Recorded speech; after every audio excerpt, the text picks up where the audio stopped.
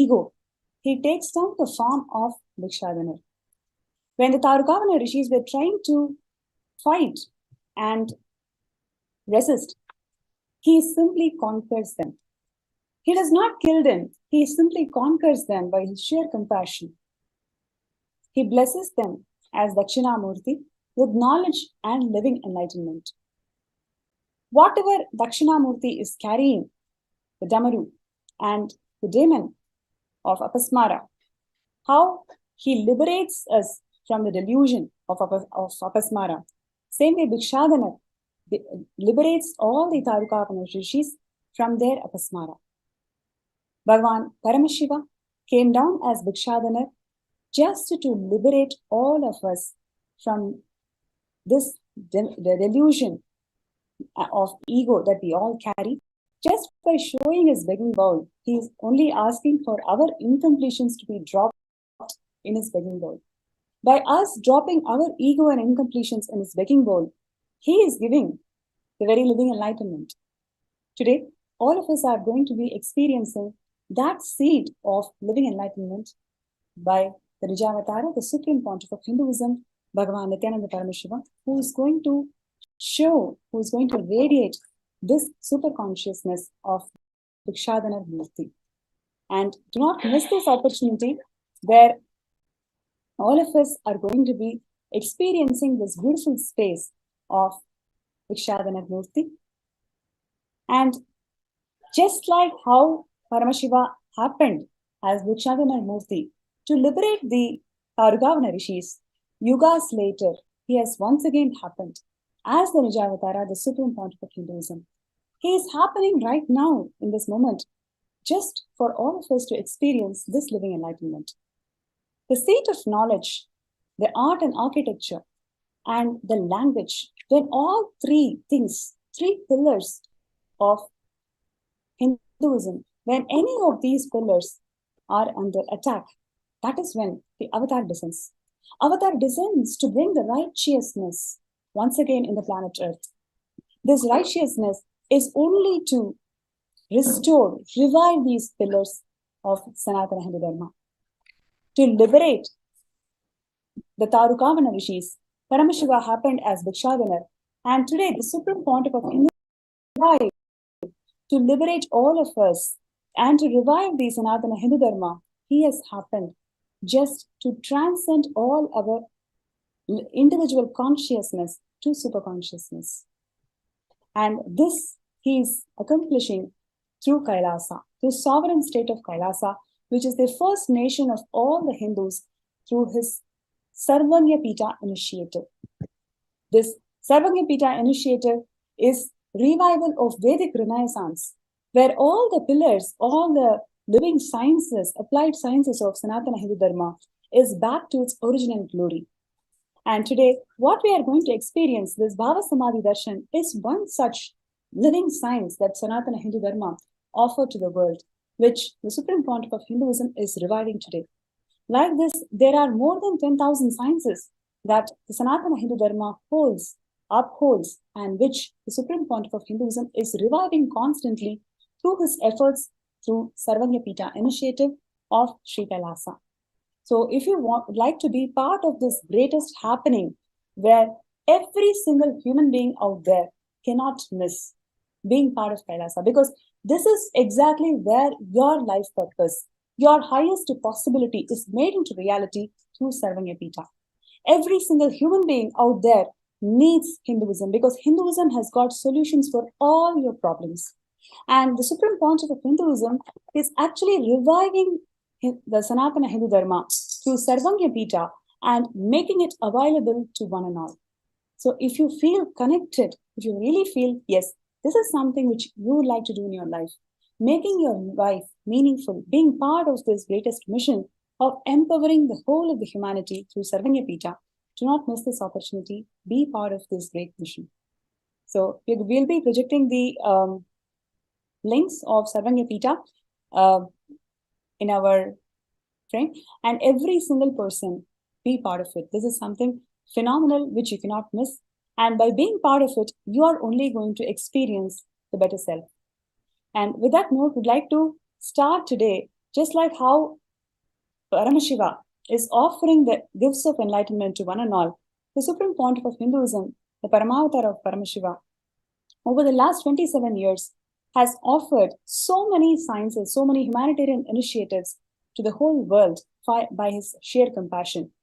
So let's take a look at a short segment on his biography. What are his contributions towards sharing this science of living and enlightenment to one and all?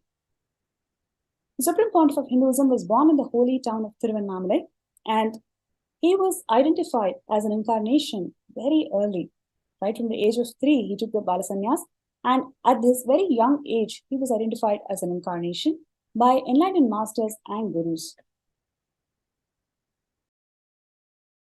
There are several coronations, about 21 coronations of Supreme Pontiff of Hinduism over the last 21 years, in which special mention to incumbent emperor of Suryavamsa Surangi Sabrajyam, and he's elected as the Supreme Pontiff of Hinduism by a congregation of 1,000 plus Hindu seers and pontiffs.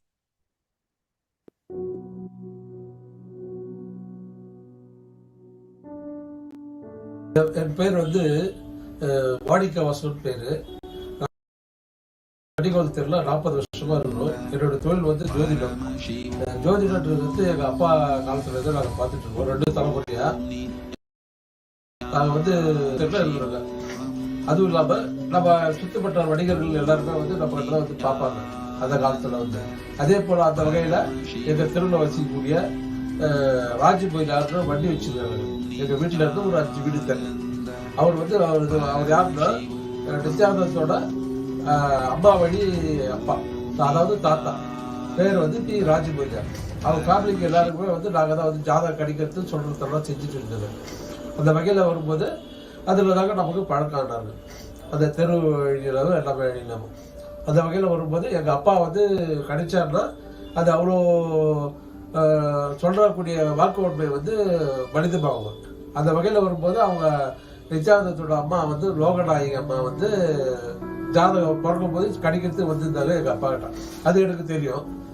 அப்போ வந்து நான் சின்ன வயசு அதோட இதெல்லாம் எனக்கு அவ்வளோ இது இல்லை. அந்த வகையில் வரும்போது பார்த்தீங்கன்னா வந்து ஜாதகம்லாம் கணிச்சிட்டு போனாங்க. அதோட இது வந்து அதாவது ஒரு வந்து வேலை முடிச்சுட்டு வரும்போது அவர் டெய்லி கோயிலுக்கு போறாரு அவர் தாத்தா ராஜபுரியில. அப்போ வந்து பார்த்தீங்கன்னா இந்த நித்யானந்த சுவாமிகள் வந்து அவர் கையை பிடிச்சிட்டு நேரம் கோயிலுக்கு போயிட்டு எல்லா திருவிழா சரி எல்லாத்துலேயும் சரி அவர் கூடவே இருந்து கூடவே வருவாருங்க. அவர் அதில் வந்து அவருக்கு நாட்டம் ஜாஸ்தி. அவர் வந்து ஆன்மீகன்றதை வந்து பார்த்தீங்கன்னா அவர் தாத்தா வழியில் வந்த ஜீடால அவருக்கு அந்த ஒரு இது வந்தது. அதே போல ஜாதகம் கிடைச்சதுல கூட பார்த்தீங்கன்னா எங்கள் அப்பா ஒரு காலத்தில் சொல்லியிருந்தாங்க. அவருடைய ஜாதகம் வந்து பார்த்தீங்கன்னா அவர் வந்து சன்னியாசி ராஜ ரிஷியோட அமைப்பு இருக்குது பின்னாடி. அதே போல் நீங்கள் வந்து அவர்கிட்ட சொல்லாதீங்க, சொன்னீங்கன்னா சீக்கிரம் ஆகிடுவார், இல்லைன்னா காலதாமதம் ஆகும் அவருடைய இது சன்னியாசி வாழ்க்கை. அதனால நீங்கள் எப்படி பண்ணீங்களோ பண்ணிக்கலாம் அப்படின்ற மாதிரி தான் அப்பயே சொல்லியிருந்தாங்க. அதே போல் சொன்ன பிரகாரமே பார்த்தீங்கன்னா அது அப்போ அவர் வளர்ந்த வர நேரத்தில் எங்கள் அப்பா வந்து காலம் போயிட்டாங்க. 2003 தான் காலம் பண்ணார். அதுக்கப்புறம் நான் வந்து இந்த தொழில் எடுத்து நடத்துறேன். ஞானத்திரளாய் நின்ற பெருமாள் நல்ல அடியார் மேல் ஊனத்தி இருளை நீக்கும், அதுவும் உண்மை பொருள் போலும். ஏனத்திரளோடு இனமான் கரடி இழியும் இரவின் கண் ஆனை திரள் வந்து அணையும் ஜாரல் அண்ணாமலையாரே. திருவண்ணாமலையில் பிறந்திருக்கிறதுக்கு ரொம்ப கொடுத்து வச்சுக்கணும்னு சொல்லுவாங்க. எங்கள் இனத்தில் நாங்கள் பெருமைப்படத்தக்க வகையில் எங்கள் கூடவே சுவாமி அவதாரம் பண்ணாரு. நாங்கள் செஞ்ச பெரும் புண்ணியமும் நல்வினை பயனும் நினைக்கிறேன். என் பேர் வந்து ராமலிங்கம். நான் வந்து பிறந்ததும் இந்த ஊரில் தான். 1945. இது வரைக்கும் இங்கே தான் இருக்கிற, எங்கேயும் போக விருப்பம் இல்லை, போனதில்லை. சுவாமியுடைய பேர் வந்து இயற்பெயர் வந்து ராஜசேகரன். அப்போவே சுவாமி தெரியும். ஆனால் நித்யானந்தமானவர் பாடு தொடர்பு அதிகம். ஆரம்பத்தில் அவ்வளோ தொடர்பு இல்லை சுவாமிகிட்ட. ஆனால் சுவாமி என்னென்ன பண்ணாருன்றதெல்லாம் பார்த்துக்கிட்டு இருந்தேன் சின்ன வயசுலேருந்தே.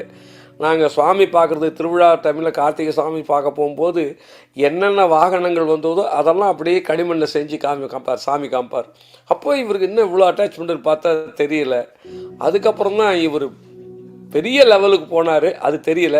ஆனால் இவர் படித்து முடிக்கும்போது ஒரு முறை என்னோட மில்லுக்கு தஞ்சாவூர் சுவாமின்னு ஒருத்தர் வந்தார். . . . . . . . . . . . . . . . . . . . . . . . . . . . . . . . . . . . . . . . . . . . . . . . . . . . . . . 。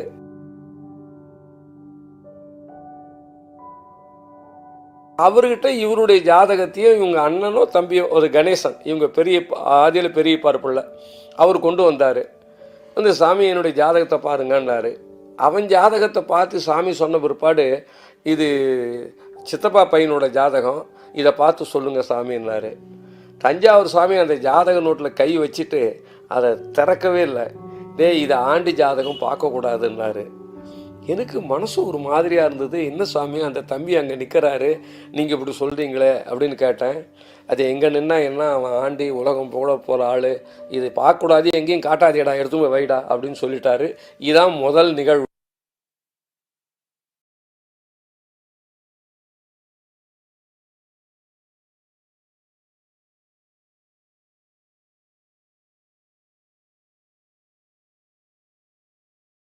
The Supreme Pontiff of Hinduism has formed the sovereign state of Sri Kailasa, which is the first nation of all the Hindus, the ancient, enlightened Hindu civilization nation, which is here to offer all the sciences that Sanatana Hindu Dharma has got in a user-friendly way to one and all. And what you're seeing here is the proud moment where the Supreme Pontiff of Hinduism, the persecution that happened for Supreme Pontiff of Hinduism and the persecution of all the Hindus over the centuries is shared by the permanent ambassador of Sri Kailasa in United Nations. And let us look at some of the achievements of the Supreme Pontiff of Hinduism. He holds 3 Guinness World Records: the largest rope yoga formation, the largest pole yoga formation, the largest formation of the symbol Om. He holds about more than 10 Asia Book of Records with 2 special mentions, which is maximum number of books published by a single author and maximum hours of public discourse delivered by an individual. And what you've seen next is humanity has reached a level. Ishanya Project, the humanitarian effort of Supreme Pontiff of Hinduism in globally restoring the reclaim, reuse policy. We have evolved enough technology to provide food, clothes, shelter, medical care, all the fundamental basic needs for all 8 billion people. One side the homes foreclosure and the homes are just locked without people. The other side, millions are in the platforms homeless. One side, tons of food is getting wasted and getting destroyed to maintain the price. The other side, millions dying without food. Millions of clothes used only once is dumped into ocean because people don't know what to do with it. I have decided Kailasa is going to pick up a project. I call that project as Ishanya, collecting these things which is getting dumped and wasted, which is in turn becoming hazard for the nature, and distributing it to the place and countries, people for whom it's a great boon. In this Chaturmasya alone, we will be able to bring 1 crore people out of poverty.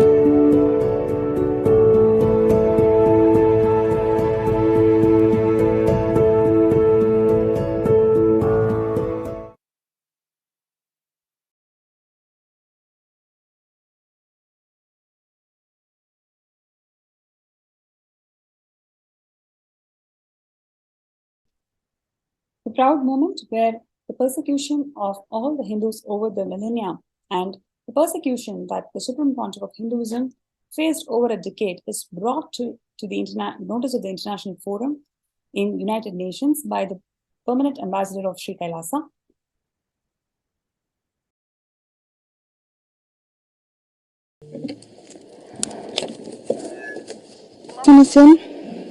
En persona.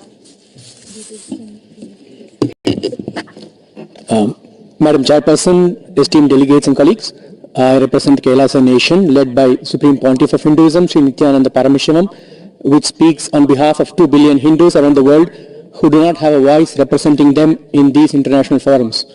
I want to specifically bring to light the attack on minority Hindu traditions. Hinduism, as people know, is not a single monolithic religion, but it's made up of thousands of unique enlightenment ecosystems which are called sampradayas. In recent times, many Hindu gurus, Hindu minority traditions and temples have come under attack by majority ideologies, and a large number of traditions have virtually disappeared. There has been no recognition of the attacks by international human rights groups, as in these cases it is difficult for outsiders to distinguish the attackers from the attacked. For the past 10 years, the Kailasa nation and SPH Sri Nityananda Paramashivam have been attacked and silenced in India as a religious minority, as a linguistic minority, and because extremist elements are opposed to Kailasa's stance when it comes to the rights of women, including marginalized Dalit women and the rights of members of the LGBTQ and transgender communities. In 2019, Kailasa approached the OHCHR presenting the case of persecution, and when this document reached the Indian media, a very well-funded defamation campaign was started by news sources which were supportive of the Union government, alleging treason and sedition on part of the Kailasa nation. A number of false cases were subsequently registered against Kailasa leaders, and one of our university campuses for women in the state of Gujarat was razed to the ground in a matter of days by mobs along with the local government. Kailasa has since submitted a number of reports on the persecution to various forums available within the UN, but not much action has been taken. In June 2021, Kailasa made a submission on the attacks of ASMT women in the session by the UN Committee on Elimination of Discrimination Against Women on the rights of indigenous women, and further submitted reports how to end femicide and on gender justice. Later in September, Kailasa's report on media disinformation in India, which is a big problem, was accepted by the Special Rapporteur for the right to freedom of opinion and expression.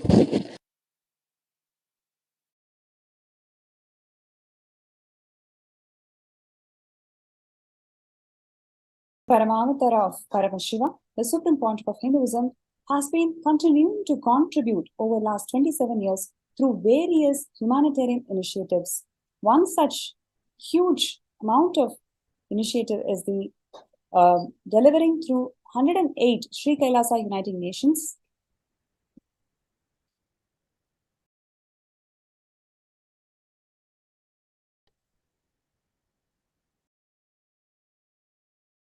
Kailasa's Sri Uniting Nations, upholding and reaffirming the noble ideals of freedom, prosperity, harmony for achieving 17 Sustainable Development Goals of United Nations. Through these humanitarian agencies, Sri Kailasa is committed towards a sustainable and equitable world to formulate and propagate peace, security, prosperity, human rights, justice, and religious harmony to one and all. Kailasa's initiatives towards United Nations No Poverty Goal. What you're seeing here is numerous such initiatives that Supreme Pontiff of Hinduism has organized and provided to the whole of the humanity over 27 years. Kailasa's initiatives towards UN's Zero Hunger Goal. Over 1 billion free meals are served for the whole of the humanity through, and the Supreme Pontiff of Hinduism has trained thousands of peacekeepers towards this initiative. Kailasa's initiative towards UN Good Health and Well-Being Goal. Thousands of programs, conferences, training institutes are developed towards maintaining and sustaining good health as per Hinduism. Kailasa's initiatives towards UN's quality education goals. You can see here the Vedic educations that the Supreme Pontiff of Hinduism has revived over the years. It includes 27 years of consistent hard work in reviving every single transmission-based technology, transmission-based education that the Sanatana Hindu Dharma has always established. Kailasa's initiative towards UN's gender equality and reduced inequalities goal. You can see here, over the last 27 years, the Supreme Pontiff of Hinduism has empowered the LGBTQ communities, empowered the feminine consciousness through several initiatives, including opening women-specific universities, Ankita and Ashraya program, foundation women's-specific foundation literacy institutes and programs. In several ways, all these communities that needed to be established in gender equality, the Supreme Pontiff of Hinduism has always empowered these communities. Kailasa's initiative towards UN's climate change goal, you can see here, a number of green policy has been adopted, practiced, and shared with the world in all the Kailasas around the world. Kailasa's initiative towards UN's economic growth in an advancement goal. You can see here, every single penny that's been spent in all the Kailasas around the world is as per Hindu economic policy as listed out in Vedas and Agamas. Kailasa's initiative towards sustainable cities and responsible consumption goal. That's exactly what we just saw through Isanya project. Kailasa's initiative towards UN's life on land and water goal. So many living beings are empowered into the science of living enlightenment for the first time if you go to any Kailasas around the world. Kailasa's initiative towards UN's strong institution goals.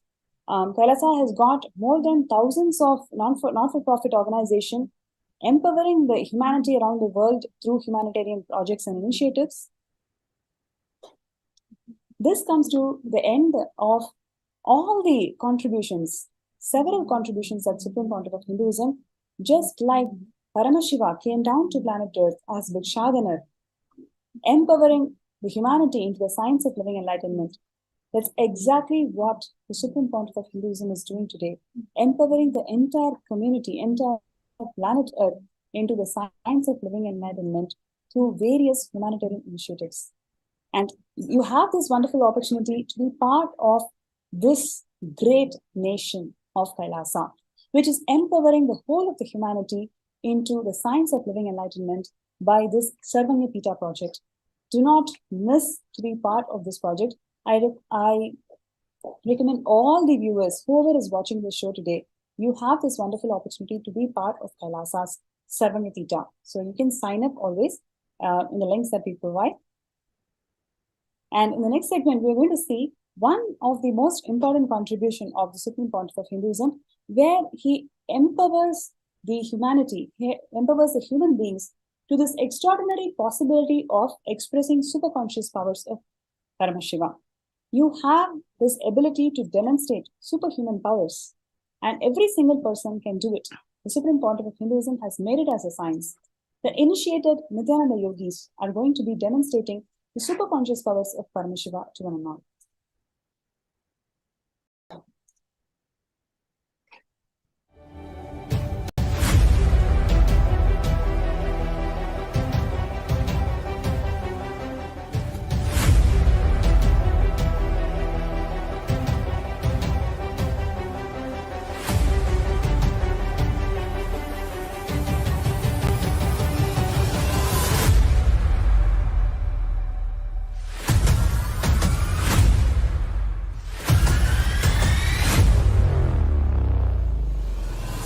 Whatever I shared till now, condensing the whole thing and reviving it as experience, starting from completion, unclutching,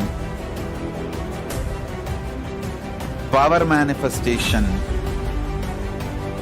the states of consciousness, and the planes, multiple planes, everything.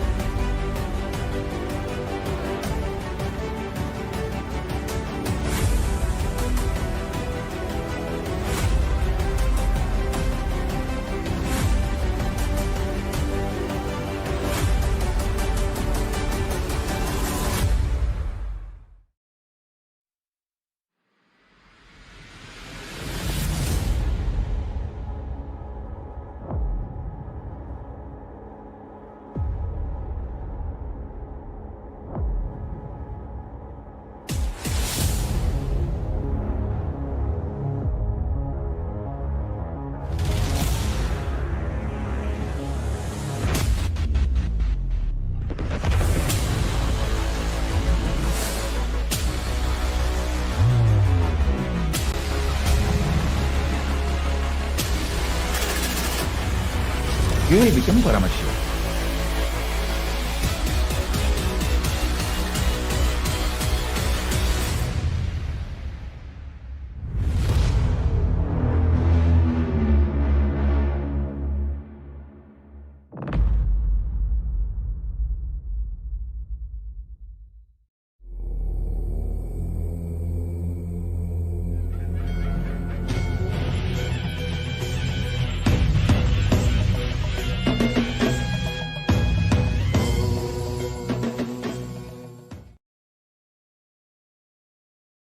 The Indian mass media cult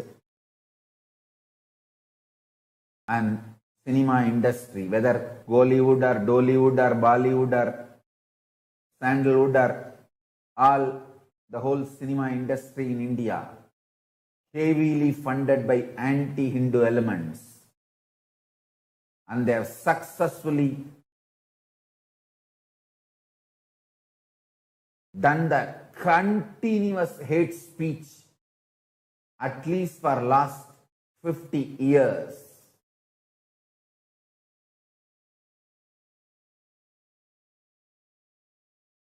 And the poison they emitted and the brainwashing they have done has gone so deep, even Hindus are feeling ashamed about their existence. And I grew up seeing people wearing the Hindu mask.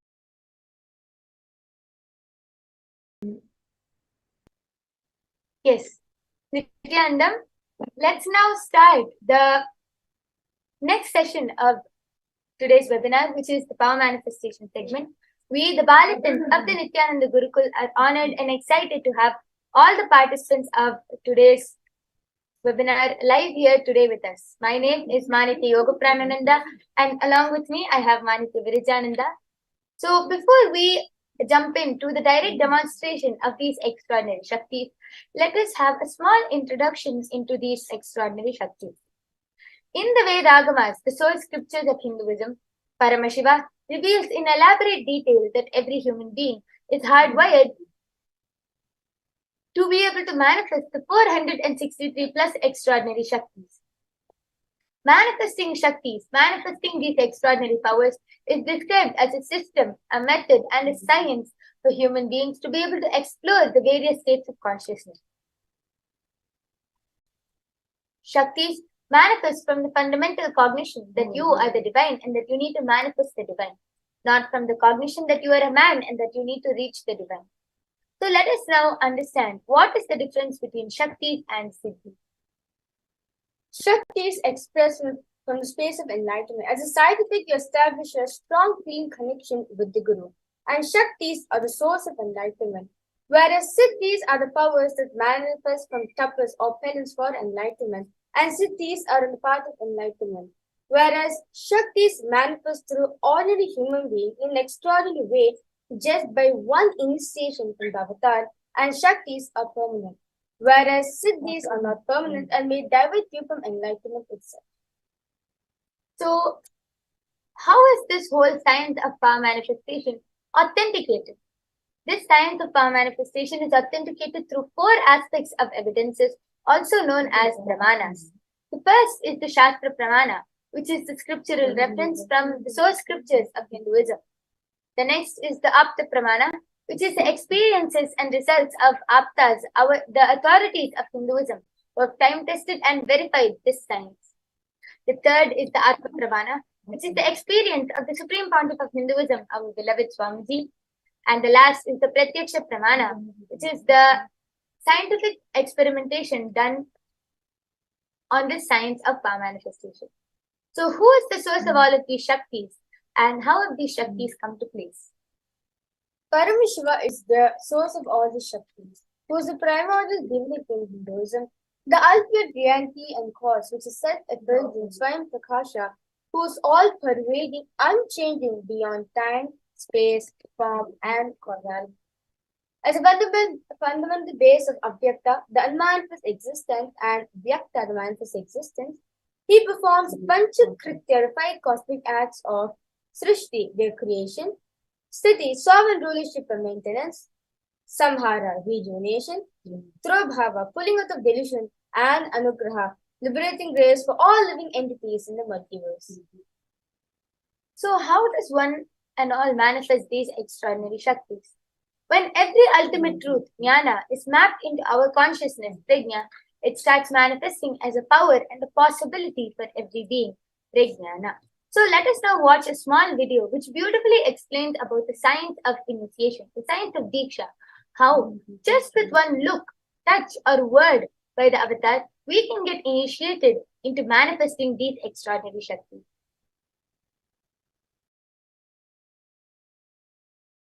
Diksha is the direct transfer of spiritual energy by an enlightened being through look, word, or touch.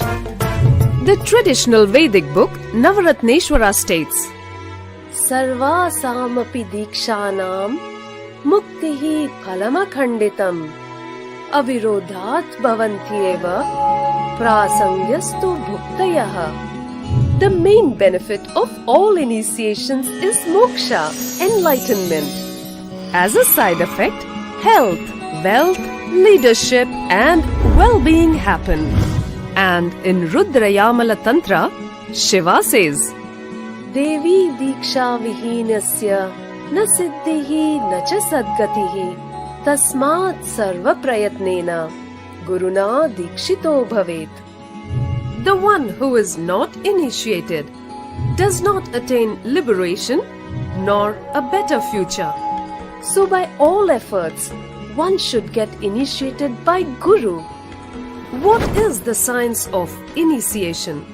Neuroscience has proved that the process of initiation floods the brain with energy. This is the superconscious energy of Kundalini, our own highest inner potential energy. As the Kundalini flows from the thalamus to the cortex, it sets up a powerful energy loop within the brain, which awakens the latent non-mechanical parts which we have never used before. With increasing levels of coherence, the whole brain comes alive, turning into a superconductor of conscious energies that heal, empower, transform our lives, bliss and fulfillment. Initiation creates high awareness, visualization, creativity. It also slows the aging process and improves the immune system. Kundalini awakening, healing experience, levitation, teleportation, materialization. Experience the power of initiation through a range of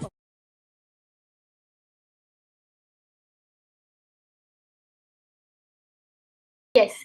So, with this beautiful understanding about the science of Diksha, let us now enter into a very unique and exciting demonstration of the power of third eye. Let us first listen to the Shastra Pramana for the power of third eye, which comes from the Vijnana Bhairava Tantra, Sutra 34. Kapalantarmanonyasa Tishtanmilitalochanaha Kramena Manasodardhyat Lakshaye Lakshyamuttamam. The translation goes, by fixing the mind on the inner space within the crown center and sitting stably without any movement, having the eyes closed in succession, by that stability of the mind and inner space, through the power of third eye, one directly sees the ultimate goal, Lakshya, and by having the vision beyond the sight that reveals any object or place, attaining the space of oneness with the source, Paramashiva. The next is the Apta Pramana, the Vedic rishis, Vedic scientists, their experiences on this power. So this Apta Pramana for the power of third eye is taken from the Srimad Bhagavad Gita, chapter 11, verse 8, where Lord Shri Krishna beautifully says to Arjuna, Natumam shakyase drashtum anenaiva svachakshrusha divyam dadami te chakshuhu pashyame yogamaishwaram. The translation goes, but you cannot see my cosmic form with these physical eyes of yours. Therefore, I grant you divine third eye vision, behold my cosmic form. So in the Bhagavad Gita, Bhagavan Shri Krishna initiates Arjuna into the power of third eye. He beholds Shri Krishna's Vishwarupa Darshan, which is the vision of Shri Krishna's own cosmic form. In the 11th chapter of Bhagavad Gita, which contains a detailed description of Bhagavan Shri Krishna's cosmic form, is completely narrated by Arjuna as he sees Shri Krishna through his third eye. The next is the Atma Pramana, which is the experience of the Supreme Pontiff of Hinduism. In Swamiji's own words, the first experience is that I was able to see everything around me, above me, the whole 360-degree vision, the 10 directions, below me, everything. I realized not only I was able to see, I was able to feel and experience all of that as me. And the next is the Pratiksha Pramana, the scientific experimentation done on this power. So you can see we have a diagram which has been projected, which shows the studies, measures, and compare the metabolism activity of the brain in conscious and meditative states using the photon emission tomography, the PET. So when doing daily activities, high activity is measured in the brain where the third eye is located. And when in deep state of Samadhi, only the third eye region is active and almost 90% of the brain is at peace. So with this beautiful understanding we get from the pramanas of the power of the third eye, let us get into the demonstration. Yes, so without further delay, let us jump into the demonstration. So Mahaviraja here is going to be manifesting this extraordinary Shakti of the power of third eye in the form of blindfold reading. So as all of you can see over here, I have the surgical eye patches. These are tested by the ophthalmologist and completely proven that no light can enter once it is placed on Mahaviraja's eyes. It will completely stick around her eyes and not allow any light to enter. So these are the eye patches which I'm now going to be placing on Mahaviraja's eyes.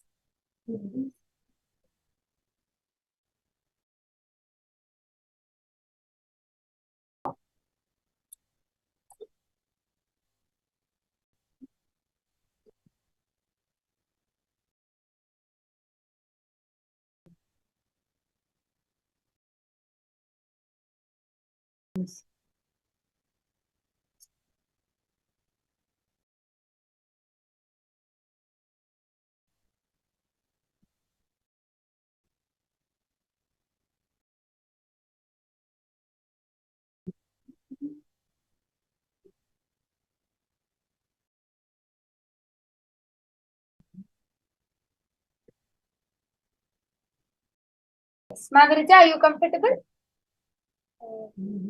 I request you to adjust this eye patch.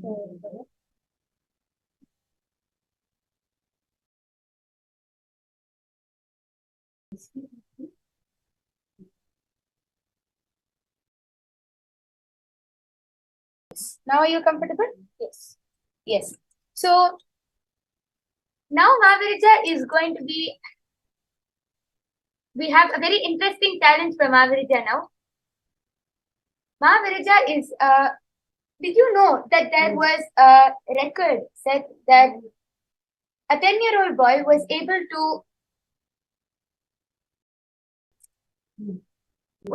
to identify the countries along with their flags in a span of 2 minutes and 3 seconds. As all of you can see projected on the screen over here, the record for being the fastest to recite the names of all the countries was set by Muhammad Rafi S.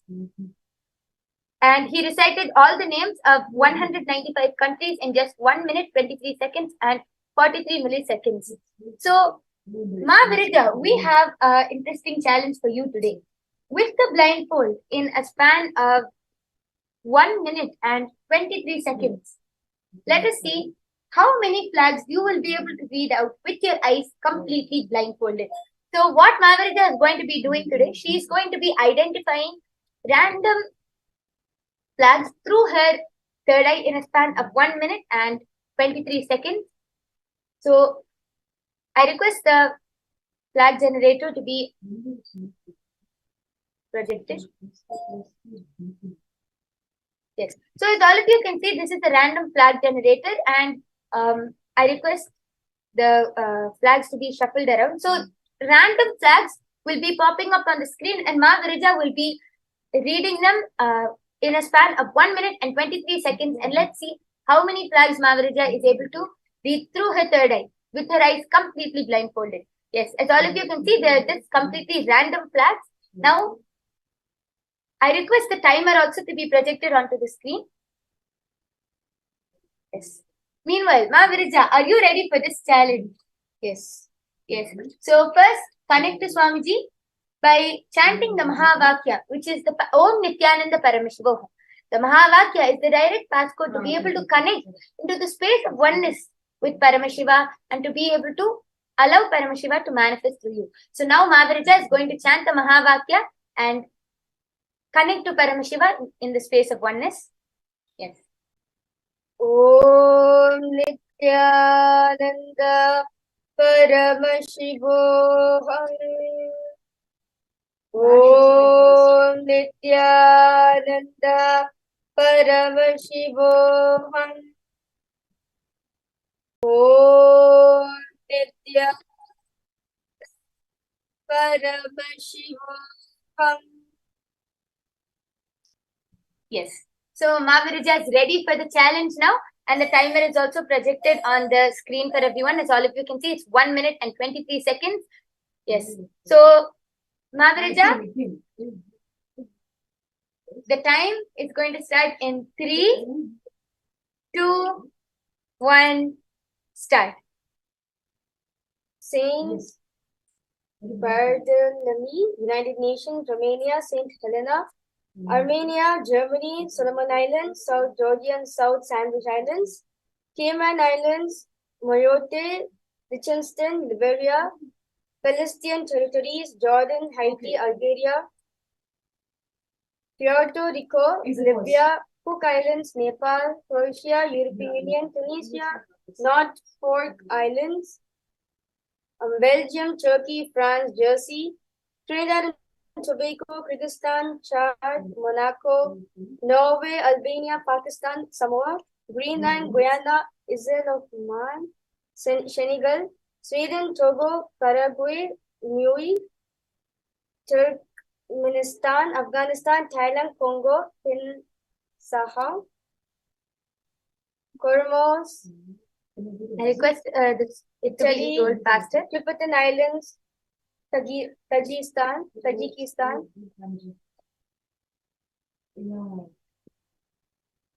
Peru, Mongolia, Bulgaria, Martinique, Serbia, Colombia, Guinea-Bissau, Antarctica, Aruba, Vietnam, Niger, Bangladesh. Yes, Mahavirija, you can stop. Marshall. Yes.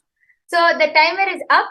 So let's go ahead and start counting. How many flags was Mahavirija able to read in a matter of 1 minute and 23 seconds? Yes. I request it to be scrolled all the way to the top. Yes. 4, 8, 12, 16, 20, 24, 28, 32,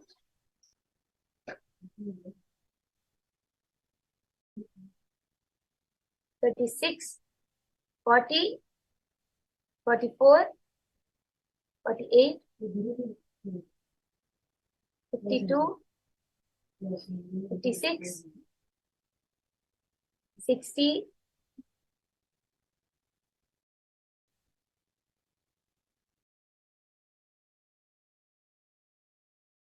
64,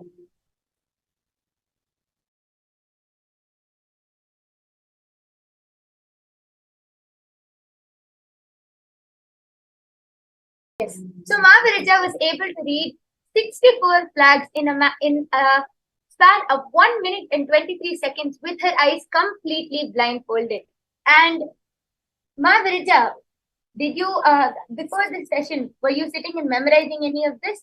So it is a complete challenge to you, and you got to know about it only after you came on camera, right? Yes. Yes. So how do you feel about this, and how were you able to manifest it?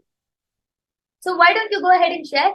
Meanwhile, I request all of the participants who are viewing, if any of you want a remote vision, please go ahead and put your request in the YouTube chat section or the Zoom chat below, and we will be also manifesting the power of remote vision towards the end of this session. So I request all of the participants, please go ahead and post your comments. Yes, ma'am Rija, you can go ahead and start sharing. I just connected to Swamiji and I remembered myself, I am Swamiji. And I know for a fact that I'm Swamiji, everything can happen the way he wants it. That's all. And you were able to just manifest. Yes, very beautiful. And as all of you can see, without any memorization, without any planning, Ma Virija so beautifully was able to read 64 flags in a span of 1 minute and 23 seconds through her third eye. Just by connecting to Swamiji and falling into the space of oneness, Swamiji was able to flow through her and manifest this beautiful Shakti. So now we'll be moving on to the power of remote vision. And I request the Pramanas to be projected. Let us first listen to the Shastra Pramana for the power of remote vision, which comes from the Vijnana Bhairava Tantra.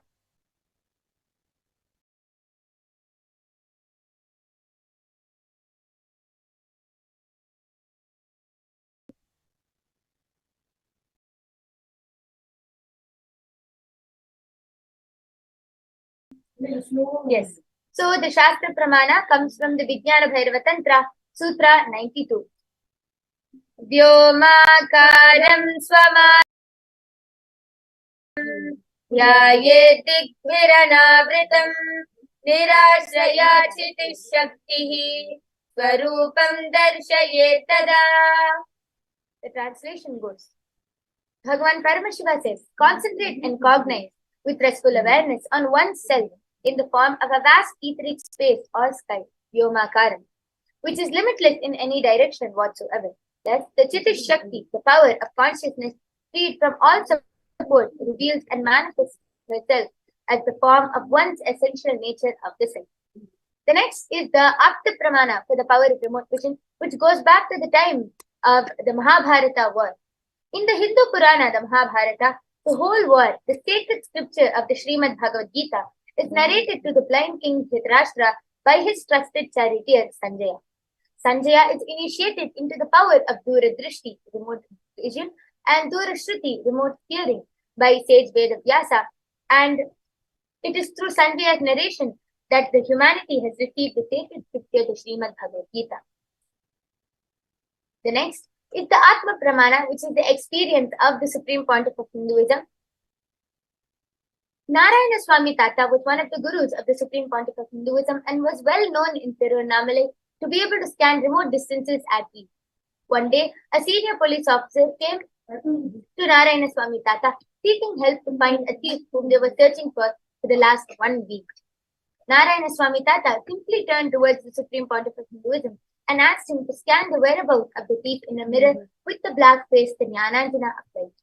The Supreme Pontiff of Hinduism not only was able to scan and reveal the whereabouts of the thief, he was even able to show the same to the police officer, after which the thief was caught red-handed in the same place and location as revealed by the Supreme Pontiff of Hinduism.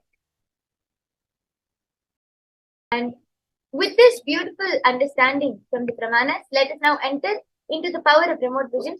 I request all of the participants who are viewing, if any of you would like a remote vision, please go ahead and post your request in the YouTube chat section or the Zoom chat section below, and we will be manifesting the power of remote vision. Yes. Meanwhile, Ma Virija, why don't you go ahead and start reading out the live comments in YouTube? The latest comment, which has been posted by Kailasa Hamsa Nityananda, yes please, for the remote viewing power. And Ma Sarinka Vidyakaran, Ma Nityalaya Chakran has requested, please can I have a remote viewing? And smiling emoji, namaste. That's beautiful. So Kalabhairava Hamsa Nityananda. Yes, we'll be doing the the remote vision for you now. I'll be starting this power by chanting the Mahavakya Om Nityananda Paramashivoham, which is the direct passcode to connect to Paramashiva. Meanwhile, Ma Virija, you can go ahead and continue reading out the live comments which is projected on the screen.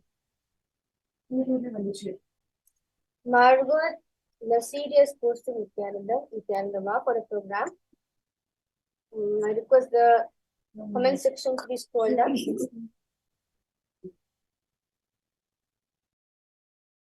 This And Kalaguru Hamsa Nityananda has posted, thank you for the powers.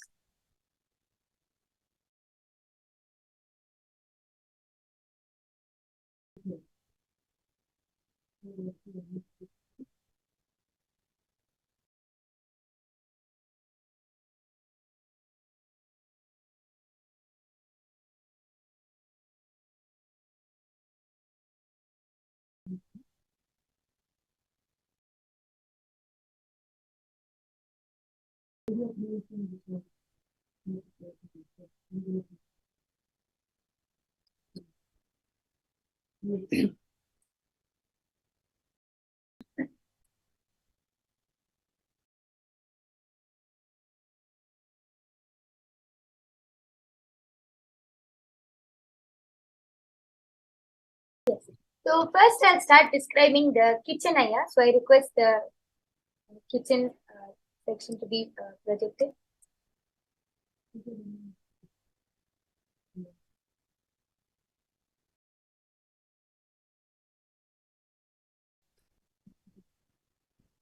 Yes. So here you can see all of the options in front of you.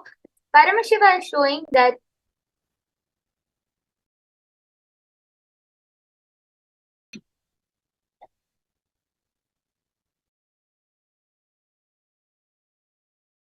Paramashiva is showing that your kitchen is more like a pure elegant kitchen, as you can see, which is projected over here.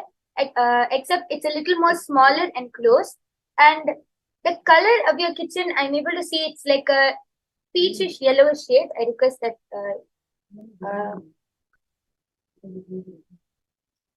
over here.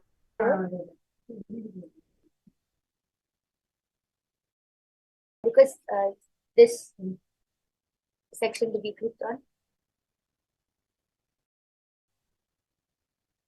Yes. So it's more of this kind of color, sundress CSP 940 aya. The shade, the wall of your kitchen is more of that kind of color, and the outline I'm able to see is a very bright. I request the white, the shades of white to be shown, to be projected. Yes. So yes. So the outline, the outline of your the doors and the whole kitchen is of this shade, yeah. And I'm able to see your kitchen counter is like a very light shade of gray marble, like this one.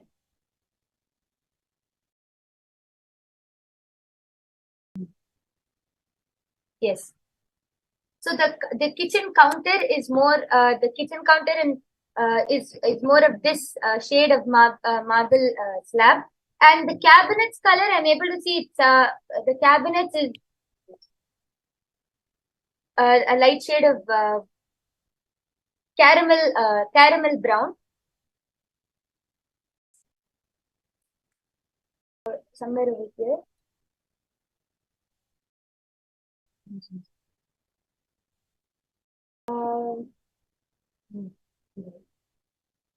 Yeah, maybe a little lighter than this, yeah. Yes. So I'm able, and in this kitchen, there is no cabinets against the wall, but I'm able to see your kitchen. There is like cabinets and cupboards against the wall also, and all of them is like Peruvian chili color, yeah. And I'm able to see towards the bottom, the border color is of a little more darker gray, which maybe we can see over here, like a darker shade of gray. That's just the border. Yes, maybe something like this. That is the border of like the bottom, the border of the wall. And I'm able to see that there is one small in front of the oven or the stove. I'm able to see there is actually a small mat, which has red border, and it's like a yellow colored mat, which you can stand on, and your kitchen is this kind of shape, except a little smaller. And here, this side where we can see there's like a place for people to sit, I'm able to see it's more closed in, and there's a cupboard against the wall over there. So it's not a place for people to sit, but it's like kind of like this shape, yeah. And the fridge is not against the wall. You have a separate fridge which is towards the left side corner, in the like towards the middle of the wall, left side. I'm able to see your fridge is there. It's a two-door fridge, but it's not into the wall. It is a separate fridge which is just placed against the wall. So this is what I was able to see about your kitchen, Aya. I request you to start posting your feedback in the comment section below.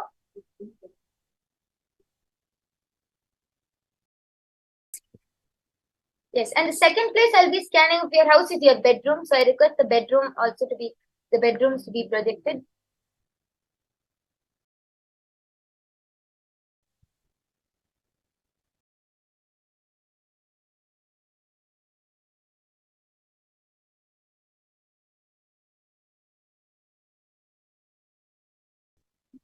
Kalabhairava Hamsa Nityanandaya, I request you to post your feedback in the chat section below for the scanning.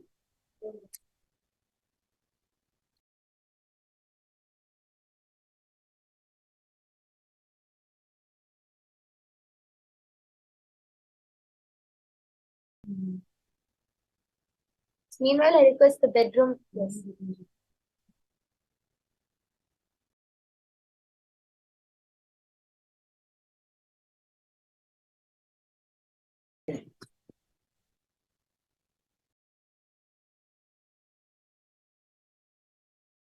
I'm able to see your bedroom is more of a fresh organic bedroom, which is projected over here.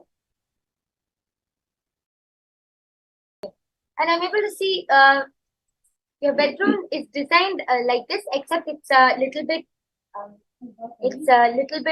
bigger, and the wall color is I'm able to see the wall color is white, completely white. Yes, this color.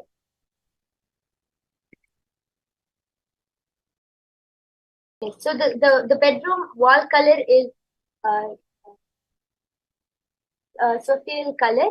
Then I'm able to see the whole bedroom is one shade only. Then the ceiling also it's a little darker than this, and the borders, I request the cream colors to be shown for the ceiling.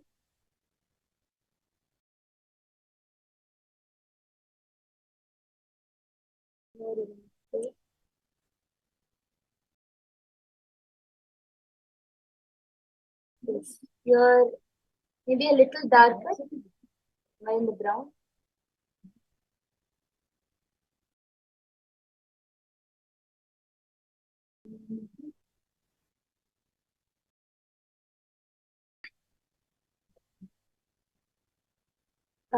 I request if we can go back there. Yeah. So I'm able to see the ceiling color is something like this, except maybe a little brighter. Yes. Just a little brighter, but the same color. And the border and the ceiling borders, I'm able to see is completely like pure white. And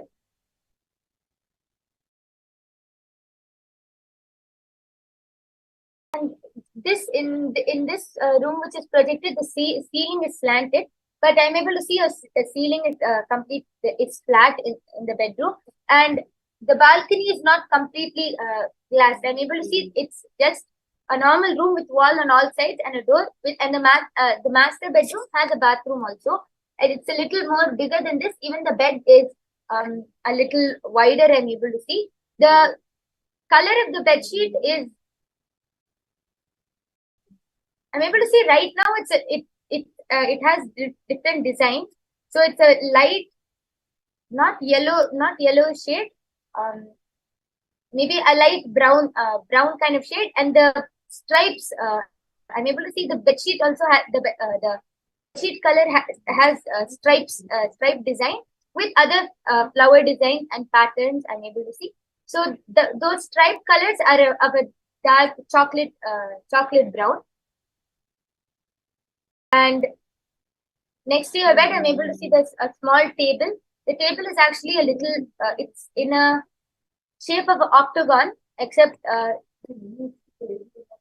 it's in a shape of an octagon, except it's like more straight.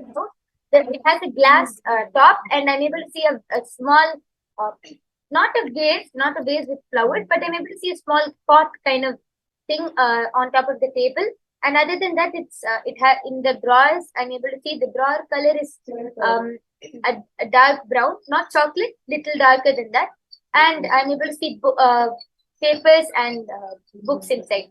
So I request if you could give your feedback for both of these areas which Paramashiva revealed today as we are watching the live chat. Yes, Mavarita, you can start reading out the comments.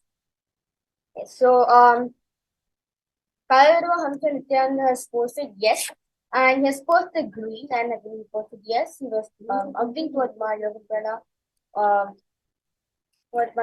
was scanning. And also Kailasa Hamsa Nityananda has posted brown bed frame. Yes. Yellow bed sheet. Yes. Thank you so much, Aya, for your feedback. And we thank all of the viewers who are watching this session live right now. As all of you can see, this is the extraordinary demonstration, a few of the powers of Paramashiva, which all of you will also be able to manifest just with the initiation by the Supreme Pontiff of Hinduism. So now I'm going to be removing the eye patch from Avirija.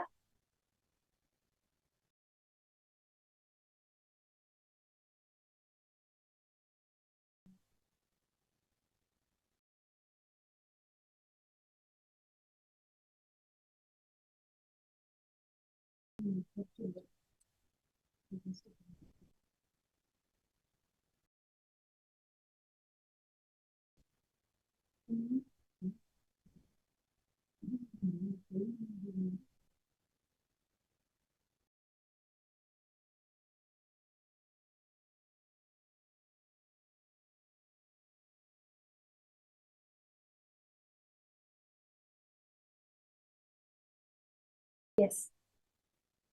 That was a beautiful demonstration, Magarija, of this extraordinary Shakti of the power of third eye. And with this, we would like to thank all of the viewers. Please stay tuned for the upcoming sessions, followed by the Bhava Samadhi Darshan of Bhikshanadar, manifesting in the Nijavatara of the Supreme Pontiff of Hinduism, Bhagavan Nityananda Parameshwar. Thank you, Nityanandam.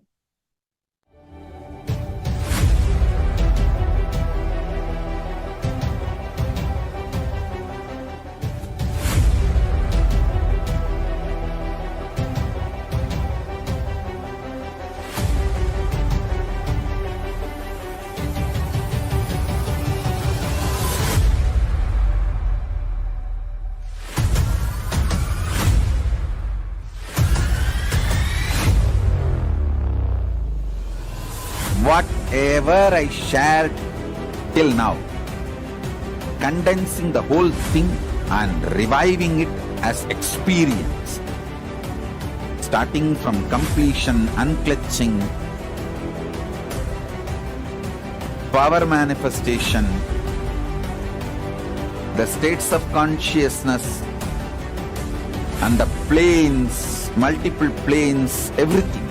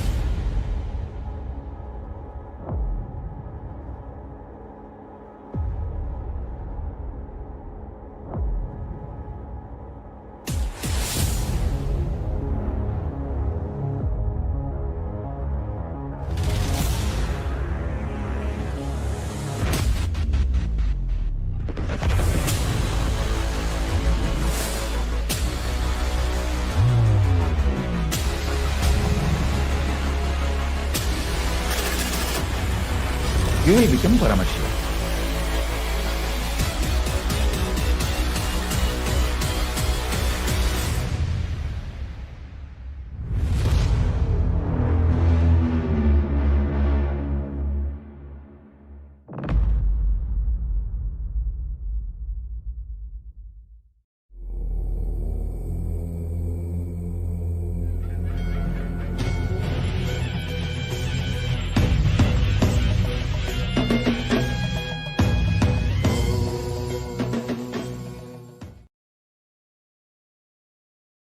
The Indian mass media cult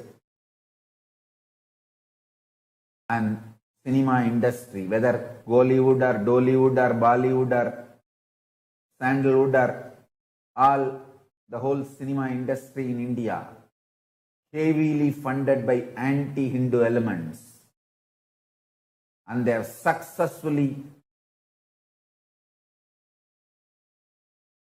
done the continuous hate speech at least for last 50 years.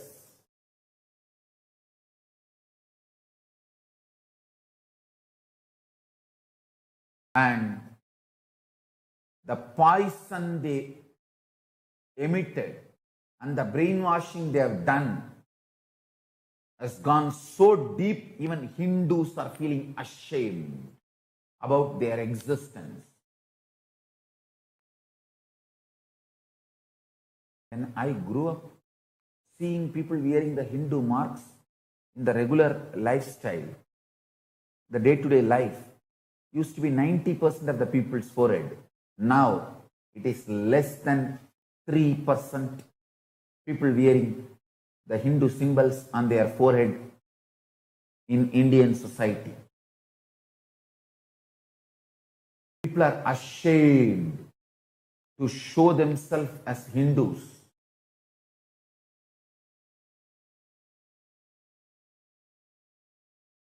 Sadhus are terrorized. They have to constantly live in fear. Hindus, wake up. Wake up. Just getting one job, getting married, 2 kids and 1 house, and a good salary is not life. Hindu youth is getting brainwashed. Just that small little success is all life. And few courageous people who take up this sadhu life to keep Hindu culture alive are terrorized, and absolutely they have to face lawfare, they have to face so much of hate speech and so much of poisoning. Finally, they are killed, eliminated. And I am telling you, in few days, nobody will remember this lynching. And nobody will be punished for this. I have seen this last 20 years. Not a single fellow, not a single terrorist who damaged, attacked our Sangha Hindus, damaged our properties, killed our Kailasa devotees, disciples. No one, no criminal, no terrorist was punished. It is 20 years. Now, I am facing this.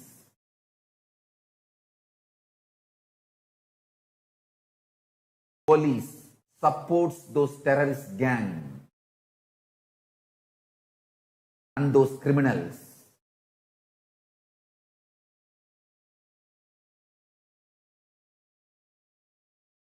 So much I have gone through and my Sangha has gone through.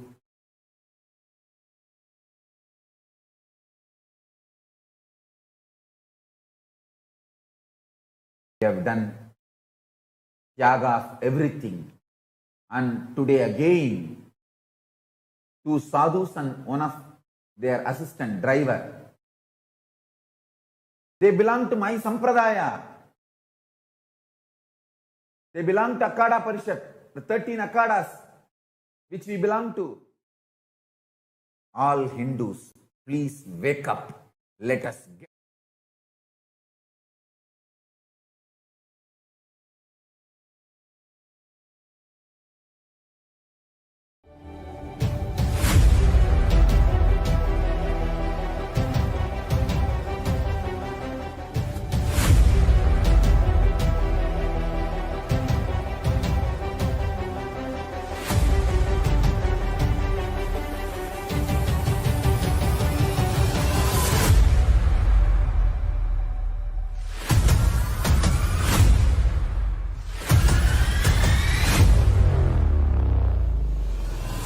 Whatever I shared till now, condensing the whole thing and Yes. We witnessed something extraordinary where human beings are empowered as divine, expressing the superconscious powers of Paramashiva. The Supreme Pontiff of Hinduism, Bhagavan Nityananda Paramashiva, has empowered the whole of the humanity into the science of superconsciousness. You, me, all of us are endowed with these superconscious powers, and we can manifest these powers. We are empowered to manifest these powers through extraordinary initiations and darshans of the Supreme Pontiff of Hinduism, manifesting as 64 forms of Paramashiva. Every action of Paramashiva is his love current. Whether it is removing the head of Brahma as Kalabhairava, or the action of giving enlightenment to the rishis, every single action of his is sheer compassion and love current of Paramashiva. Even when Paramashiva goes for begging, he only gives more than what he receives. So the whole Kailasa initiative, the whole Kailasa nation is formed by billions of people's contribution. But to all the people who contributed, the Supreme Pontiff of Hinduism has given more and more to them and to the rest of the humanity. As the embodiment of Bhikshanadar Murthy, the Supreme Pontiff of Hinduism has only offered more to the planet Earth than what we received. So these powers, the superconscious powers of Paramashiva, is one of the best gifts that the Supreme Pontiff of Hinduism has given to the whole world. And this is exactly what we are going to be experiencing in Mahaparamashivoham. It is a 21-day program where all of us are going to be receiving the Bhava Samadhi Darshans of 64 manifestations of Paramashiva, and we will be initiated into all the 463 powers of Paramashiva. By this, we are empowered to just radiate, live as superconscious mutants. So to be part of this great program, Mahaparamashivoham, you can sign up in kailasa.org/Paramashivoham. Through this link, you are registered into Mahaparamashivoham program, and we will get in touch with you on how to manifest to this program and what are the next steps for you to be part of this program. So now we are going to be seeing the giving nature of Bhikshanadar Murthy, one of the 64 forms of Paramashiva. Let us now see a series of videos where the significance on this darshan. Today, all of us are going to be empowered to receive the darshan of Bhikshanadar Murthy, who is one of the 64 manifestations of Paramashiva, manifesting through the Nijavatara, the Supreme Pontiff of Hinduism, Bhagavan Nityananda Paramashiva, and how we are going to be cleansed of all the karmas. Usually, it is only on the occasion of Guru Purnima, the Bhiksha is received by the avatar. Today, it's going to be an extraordinary day for the first time away, apart from the Guru Purnima day. Today, the Supreme Pontiff of Hinduism will be receiving Bhiksha cleansing all the karmas that the humanity is holding to move into the path of living enlightenment. So do not miss this opportunity. We will be showing you the links where the Bhiksha, how you can offer Bhiksha, will also be projected. So you can be part of this great happening. Yes. So with this, let us enter into the series of videos where the karma is explained. What is karma and how do we accumulate karma? And how, just by the compassion of Guru, we can go beyond karma. Let's enter it and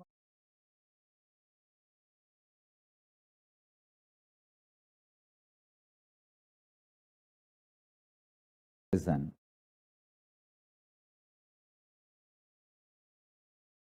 Karma is not something which you committed or omitted. It is not the dosha which comes due to something which you committed or omitted. It is the blind spots, unattended blind spots, are deluded understandings about the dharma, the software based on which you function, the source code of the software based on which you function. Blind spots about that software, delusions about that software's result is karma.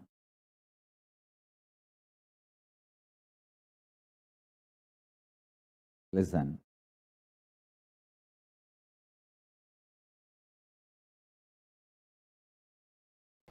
Karma, the hangover of the past. Please listen. We always feel whenever we start anything, things are impossible because in the past we failed. But we forget why we failed in the past. We may not have had intelligence. We may not have had what all is required. Because we did not have whatever is required and we fail, does not mean we are going to fail forever. But unfortunately, illogical belief of impossibility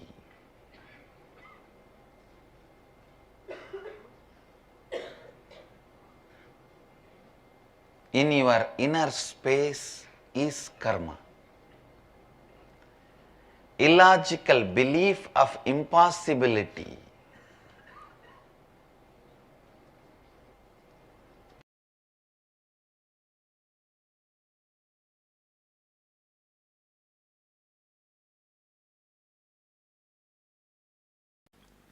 Krishnamurti says beautifully, anything you go through completely leaves you complete. All you need to do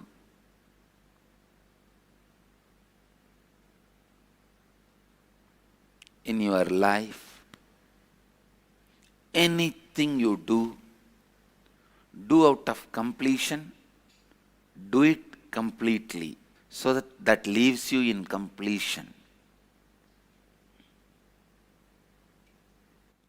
Listen.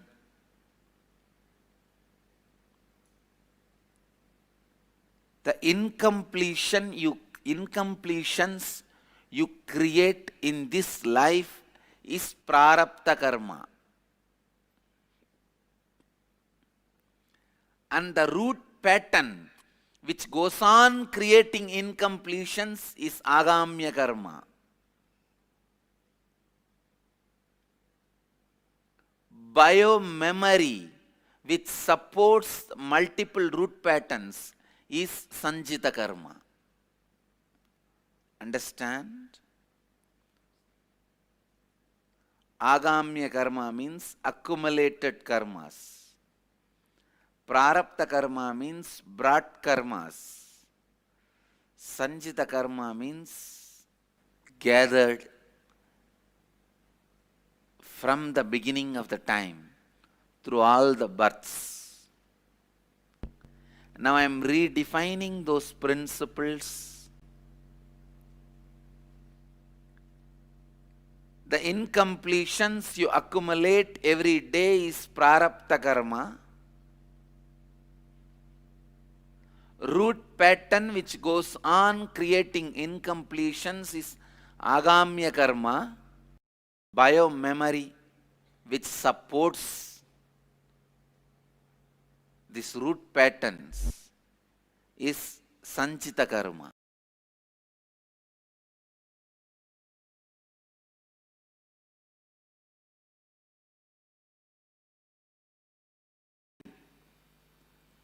First statement, karma means that the effect of our actions will come back to us in the future. Myth. Karma means the effect of your thought currents will come back to you in the future till you complete. That's the reality. Karma means that the effect of our actions will come back to us in the future is a myth. There is no CCTV recording going on in the cosmos where your actions will be bringing suffering to you in the future. No. But your thought currents will be bringing the results in the future. There is audio recording going on in the cosmos, not video recording.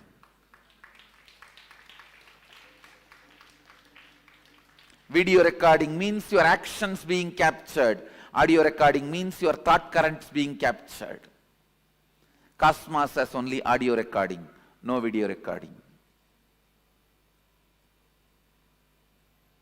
Understand, cosmos has no CCTV camera.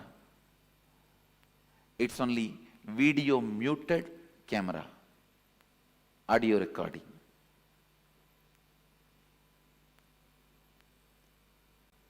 A video recording getting punished is a cheap, childish. God is not interested in that game. God is not playing the game of the judge. And there is no such thing as you will be judged, weighed based on your actions. That is childish, too childish, immature. If God is supposed to do the job, you don't need God. You have enough men who can just analyze the CCTV footage of your life and pass the judgment, whatever is required. Understand, because your organ of seeing is impacting you so much than the organ of listening, you think cosmos also judges based on the action. No. Only the thought current comes back as karma, not the action current. Next statement here. You can cancel out bad karma with good karma by doing good things. It's a myth. It's a myth. Please listen. You can cancel out any karma by cancelling that whole thought pattern, whole thought current.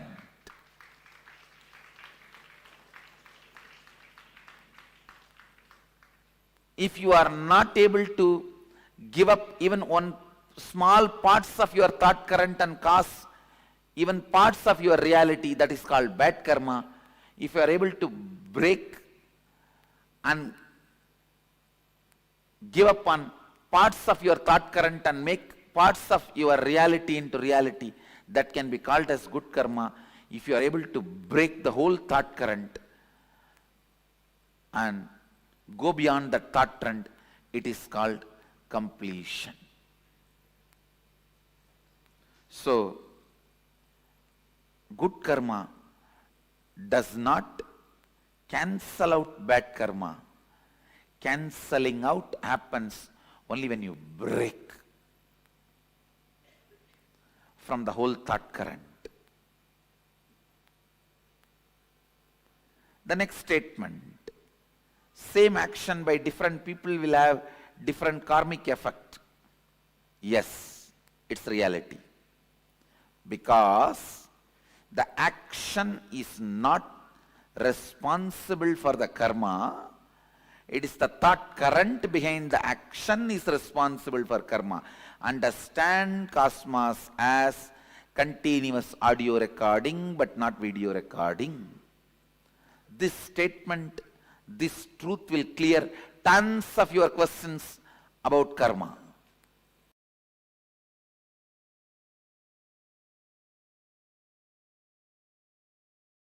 Next statement, karma cannot be changed.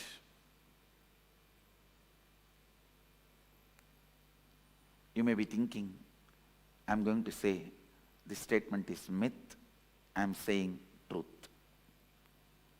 Karma cannot be changed, it can only be discarded. It cannot be changed, it can only be discarded. Understand the thought current of fight, thought pattern of fight. If you pick up, you can never see peace. It cannot be changed. You cannot alter the effect, side effect, the associate thought currents, the friend, neighbor of this thought current. They come with Anga, Avarana, Parsha Devatas. If Mahadeva comes, Nandi will come. Devi will come. Ganesha will come. Karthigai will come. With Ganesha is rat will come. With Karthigai is peacock will come. With Devi is our lion will come.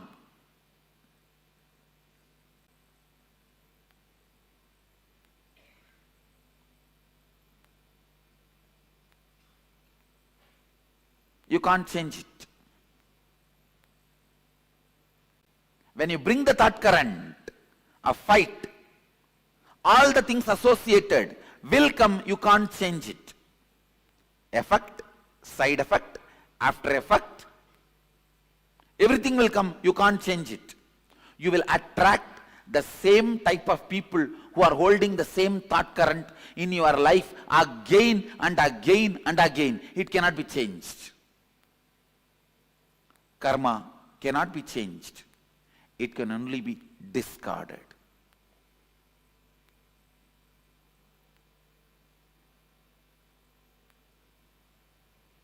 The good news I have for you is karma cannot be changed. The great news I have for you is karma can be discarded.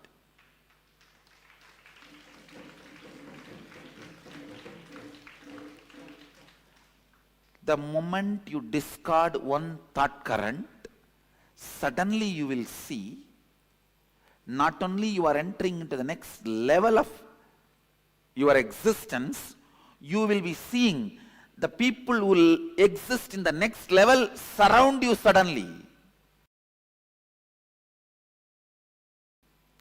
Next statement, I will not accumulate karma if I do nothing. Do I accumulate karma through action or do I burn karma through action? This statement, I will not accumulate karma if I do nothing, is a myth. Listen, because there is no such thing as doing nothing. You can't, you don't know that space. When you achieve that space, you will not be making the statement, if I do nothing. You will make the statement, if I be nothing.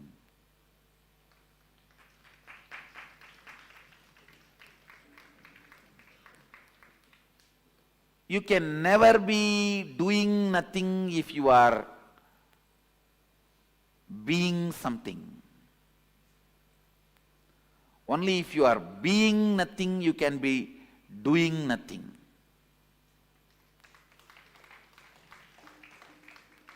So there is no such thing as doing nothing.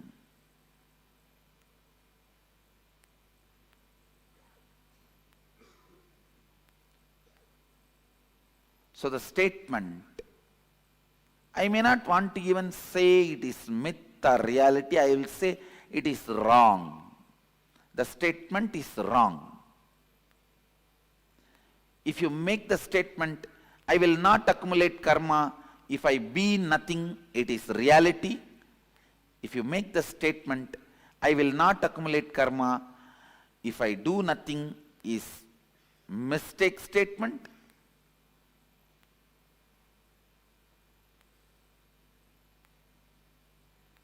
If you make a statement, I will not accumulate karma if I am doing nothing, is a myth statement.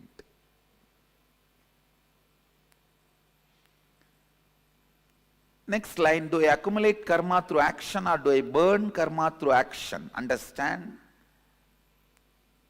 If your context is moving towards completion, you burn karma through action.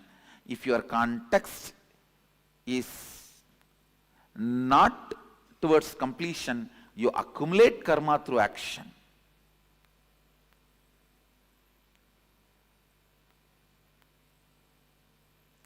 Whether you burn karma through action or accumulate karma through action is dependent on how you hold you, the context you set for you.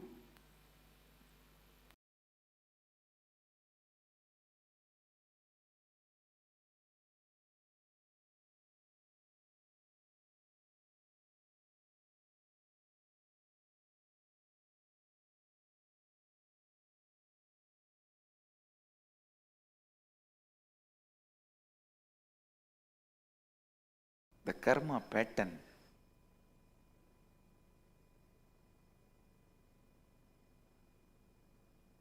feeling life is not fair to you,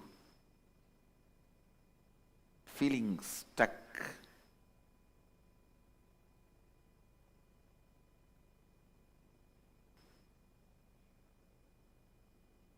remember one thing, unless otherwise you liberate yourself.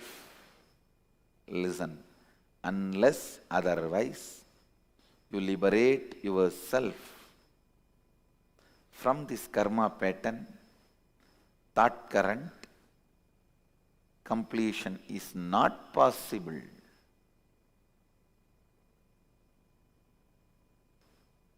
The good news I have for you is, you can get out of this karma pattern. You can break this karma pattern now.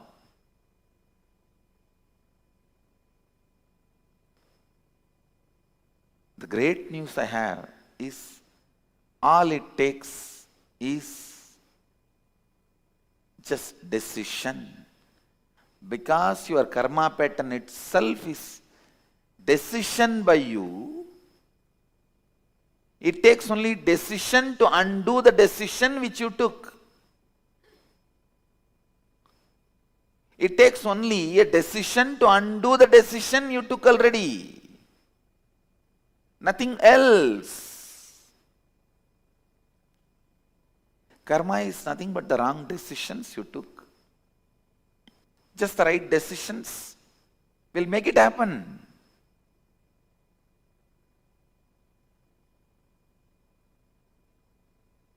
I have seen a person who can break from karma pattern. He always gets new people, situation, understanding, new right things. to celebrate life, to fulfill himself. And same way, people who can't break internally, only escape from external situation like a running away, disappearing, they never get out of karma. It comes back to them. Wherever they go, before they go, the karma is sitting there. In Tamil, there is a proverb. Adishtam rail vanda taruduran tandila vandrudunu. Means, if your fortune is coming by train, your misfortune is coming by telegram. Now, if you don't break from inside and just try to break outside, wherever you go, your karma pattern is already sitting there with Purna Kumbha to receive you. Come, I am waiting for you only.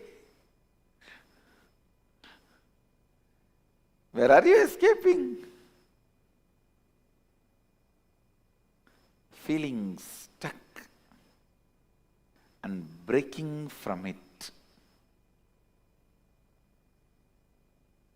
is the essence of this verse. Vidya means recognizing where you are stuck and breaking from it. Vidya means recognizing where you are stuck and breaking from it.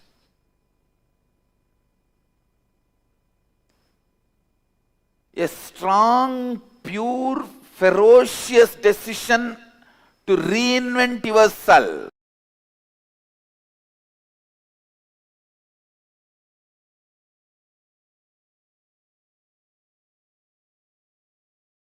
Deciding for life consciously in every step makes you free from all the karma. What is karma? Karma is nothing but your decisions against life sitting in you and harassing you, putting you in incompletion. Your decisions against life which sits in you and puts you in incompletion is karma. Is karma. Your decision for life liberates you from all karmas, all fears, all negativity.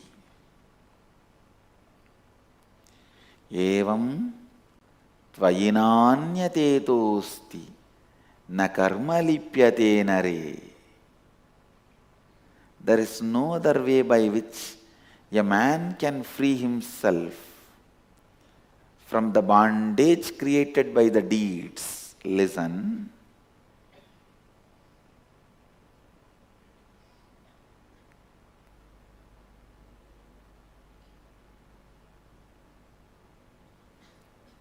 How much ever you hear all these things, you need to sit and internalize. That is why again and again I insist, come here, experience inner awakening.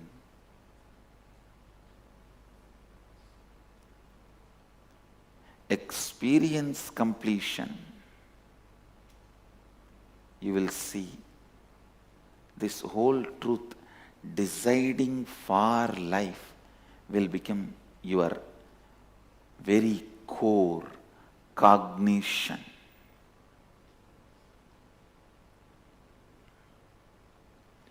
Kuruvan neveha karmani jijivishechadagum samaha evam tvayinanyate tosti na karma lipyate nare.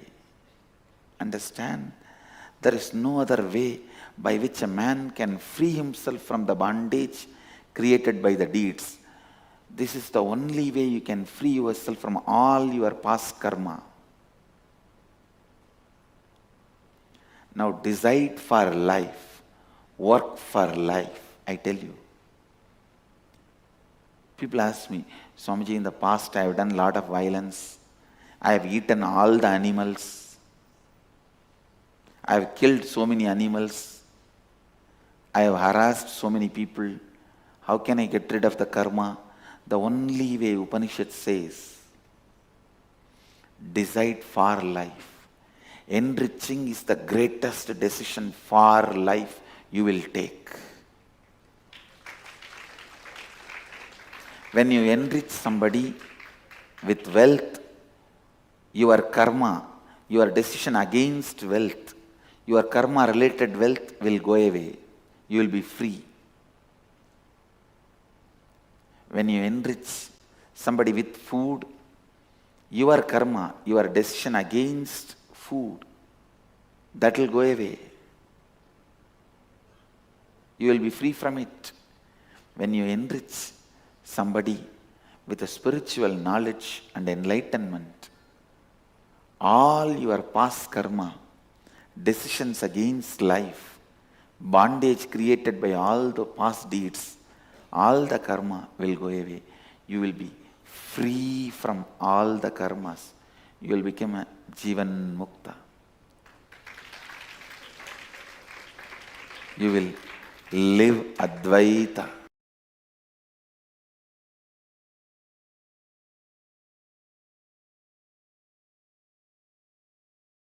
I can give you some 10 higher principles. You are Paramashiva. Even when you don't remember it, you are Paramashiva. This idea of karma, what you do comes back to you. What you do comes back to you. If you don't remember yourself as Paramashiva, if you remember yourself as Paramashiva, what you did when you are not remembering you as a Paramashiva will not come back to you. Listen. This is what karma mukti. I am not defining karma to bind you. I am defining karma to liberate you. Please understand. All my definitions still now, I have defined at least 10,000 key powerful truths of Hinduism, like God, Vedanta, Veda, knowledge, Vidya, Vairagya, renunciation, Shanta, Mangala, at least 10,000. Every definition is focused on liberating you, giving you solution. The definition itself with the focus of liberating you. So I am defining karma. Listen. Ordinary definition, all of you know about karma is what you do comes back to you. But I tell you, what you do comes back to you only if you remain in that same mood or consciousness. Anytime there is a sketch used, like a card, one person will be sitting and he drops the card and it goes round and comes and falls on him. Just can you Google and get that sketch and show? You all may be understanding what I am saying. If you just push one card and it goes round and comes back and last card falls on you. To understand karma in this way only, I tell you, all your actions will come back to you only if you remain in that same consciousness. If you raise your consciousness, it will not come back to you. You can say, hey, now I am Paramashiva. You can't come back to me. When this was committed, I was ordinary person, ordinary man. Now I am Paramashiva, so you can't come back to me. That is why the initiation into the higher truth. When you start reasoning out and seasoning out with the higher truths, you are called Dvija, reborn, newborn. Understand the second truth about life, karma. No karma affects you if you raise your consciousness. The action done in certain consciousness, inner space, only that inner space suffers the reaction. If that inner space is evolved, the reactions don't come to you. Reactions don't come to you. Reason out this great truth. Season out with this great truth.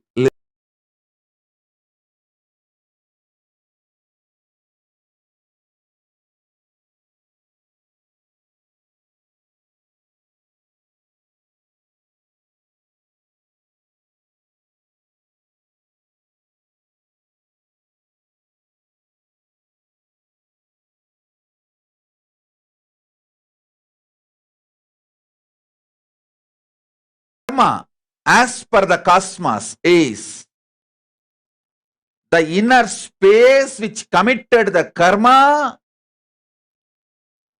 gets the karma back. If you have changed, evolved with a higher inner space, you will not have that karma. You will not have that suffering. This great truth, reason it out, season it out, you will really see how whatever you may go through in your life,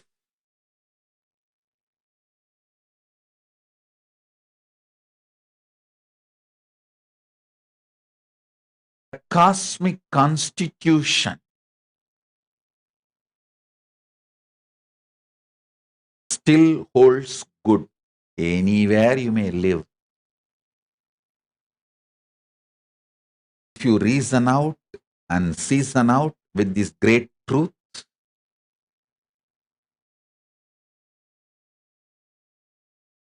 you can understand. If you reason out and season out with this truth, you can see clearly.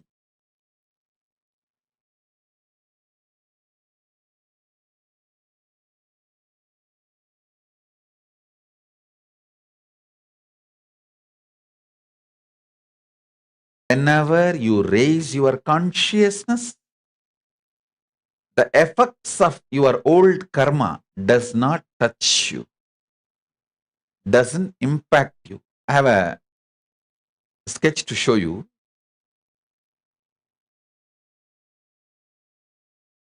Just see it.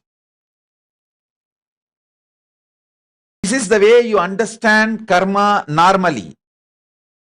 But actually, after pushing the first board, if you walk out, if you get out, it will not fall on you. That's all. If you continue to sit there, then it will fall on you. Project both. All of you understand what I am saying. Usually, this is the picture shown to you to explain karma. What goes comes around. If you are stupidly sitting and shitting in that same place with the same inner space, if you have a simple intelligence, shift your cognition. Start reasoning out and seasoning out and hanging out and chilling out with the higher truths. You will not get the karma back to you. You will not get the results of the action done by you. understand this, this is a usual picture given to all of you to understand about the karma.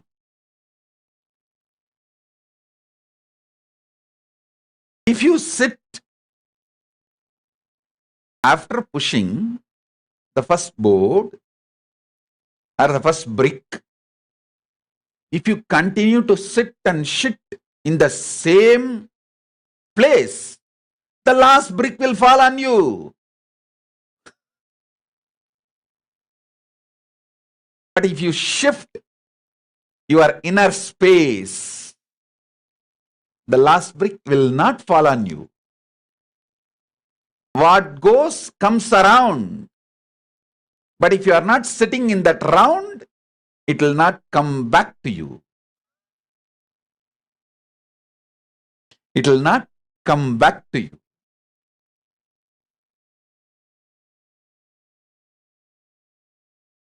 These powerful truths, reason out with it, season out with it, hang out with it, chill out with it.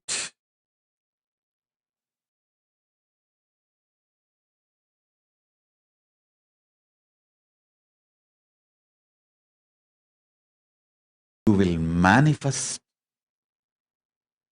Paramashivatva. First thing, understand. Initiation into Paramashivatva. When you start reasoning out and seasoning out, the first thing will happen is all your karmas will stop touching you, harassing you. See, when you start the pranayama, the first change will happen in your body is your body will become colorful. Like eyes will become more dark. The white part of the eyes will become more white. The lips will become more rosy. The nails will become more shining. All the body parts will become more colorful. The natural color will get intensified. Same way,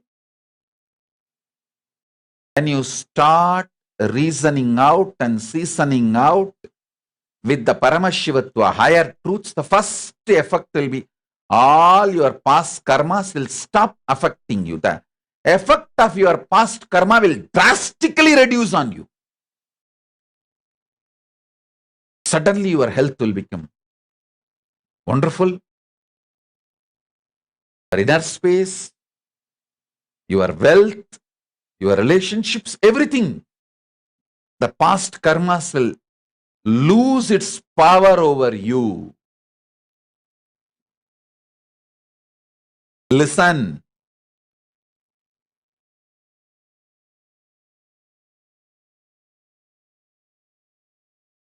Listen intensely. Contemplate.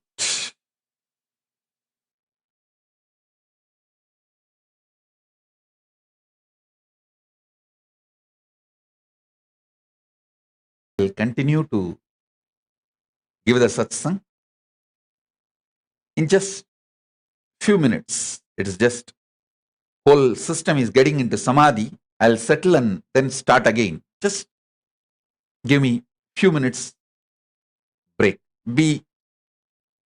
Stay tuned.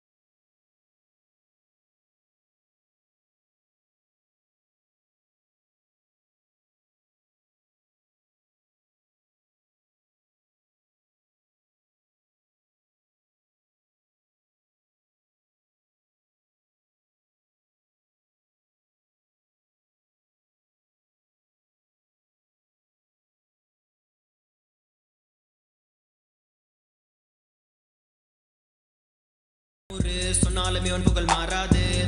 தகதிமி தாளம் இது, அதை அடக்கி ஆட இனி முடியாது. ஆதி ஜோதி அவதாரம் எடுத்து வந்தவன், சாவ கண்டு பயமும் இல்ல ஆள பிறந்தவன், அழியாத தெய்வ பூமி காக்க வளர்ந்தவன், கொள்கைக்காக எதையும் மறக்க துறக்க துணிஞ்சவன்.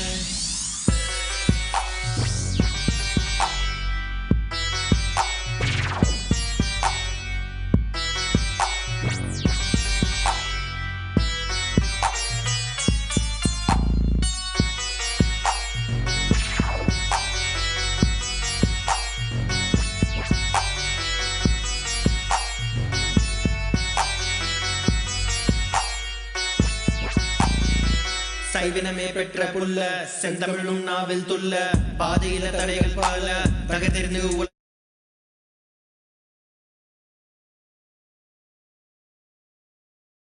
Oh, listen.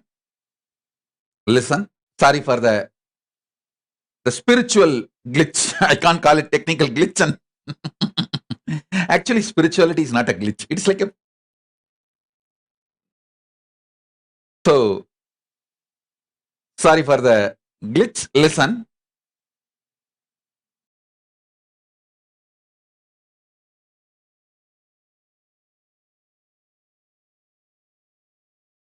Today I was explaining first about what is reasoning out, seasoning out, hanging out, chilling out with Paramashivatva truths. Paramashivatva truths I am explaining. First, you are Paramashiva. Second, you have a right to feel, exist, think, experience, live as Paramashiva. Third, you have a right to be treated as Paramashiva by others and life. Fourth, this karma theory. Listen, this karma.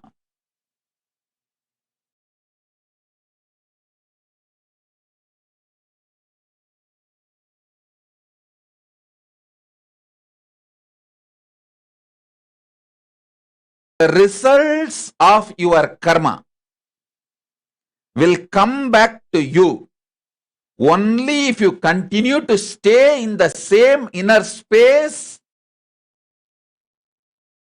with which you performed that karma. If you raise your inner space, the effects of the karma you performed while you were in the lower space does not come to you. It's the truth. Reason out, season out, hang out, chill out with this truth, you will understand. That is why Manuvadi Dharmashastras, from Manu, all Dharmashastras,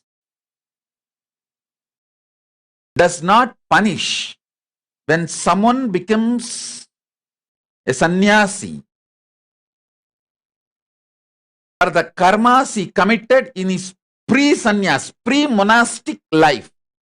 For example, Valmiki,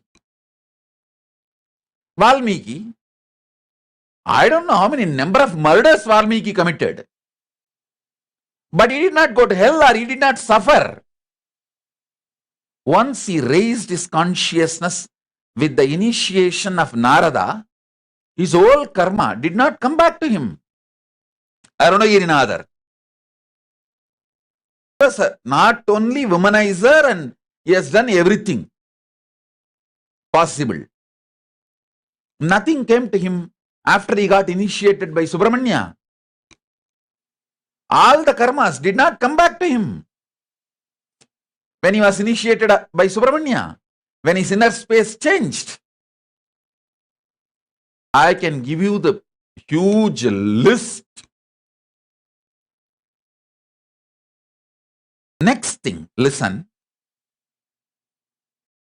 When you start reasoning out and seasoning out and hanging out with the Paramashivatva truths, extraordinary confidence about life, exorbitant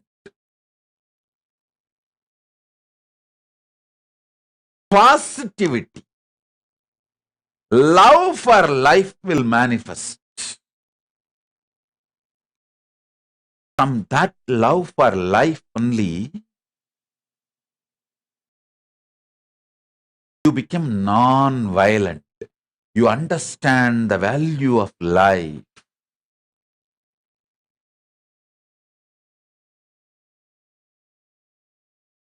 So listen.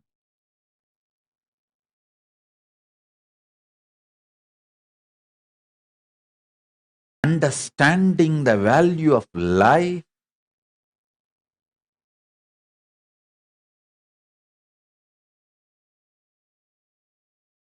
makes you fulfilled, successful in anything you do.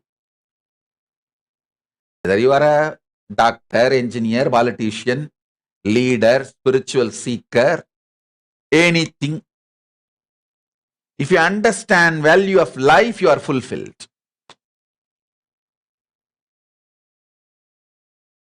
Listen. Understanding the value of life makes you conscious about your existence.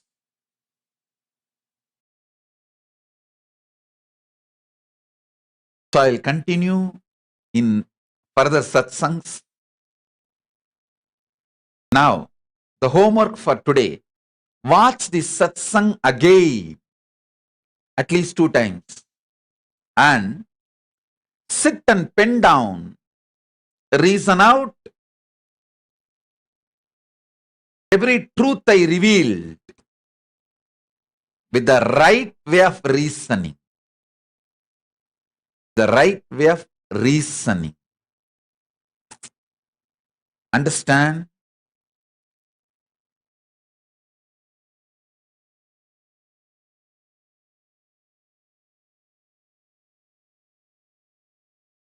Come to conclusions with the right way of reasoning.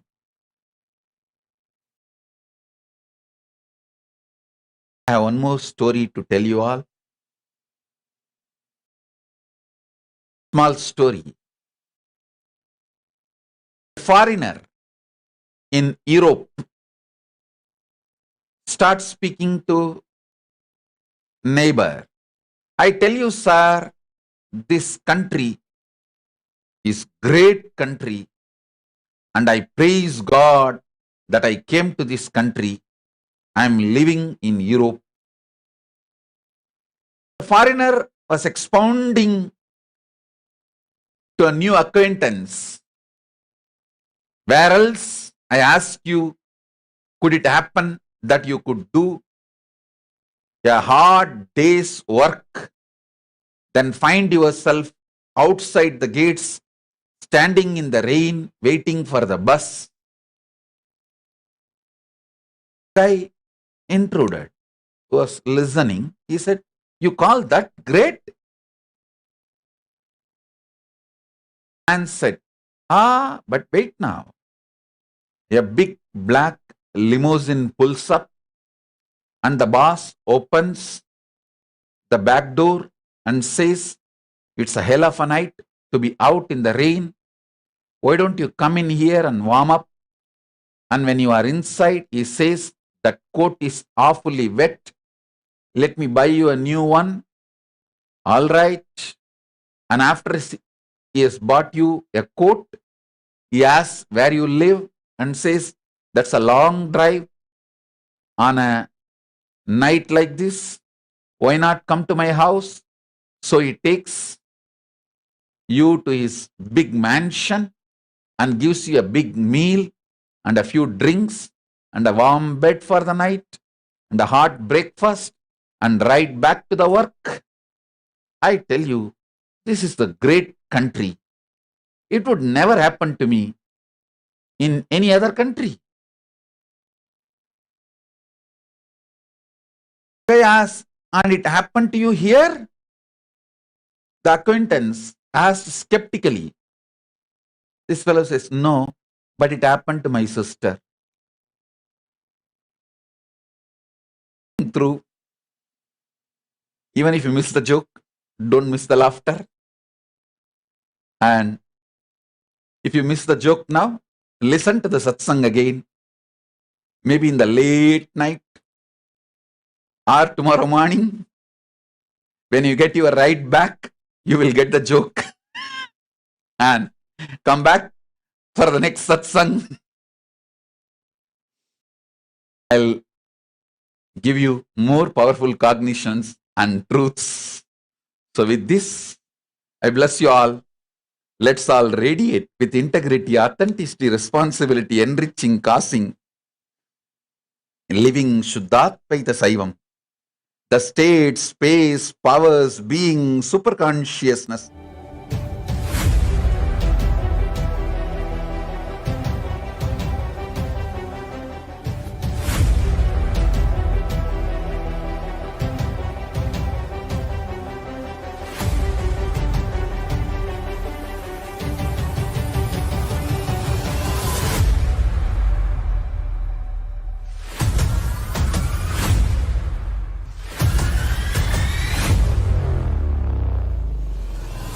Whatever I shared till now, condensing the whole thing and reviving it as experience, starting from completion, unclutching,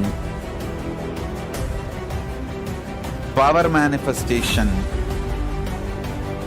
the states of consciousness, and the planes, multiple planes, everything.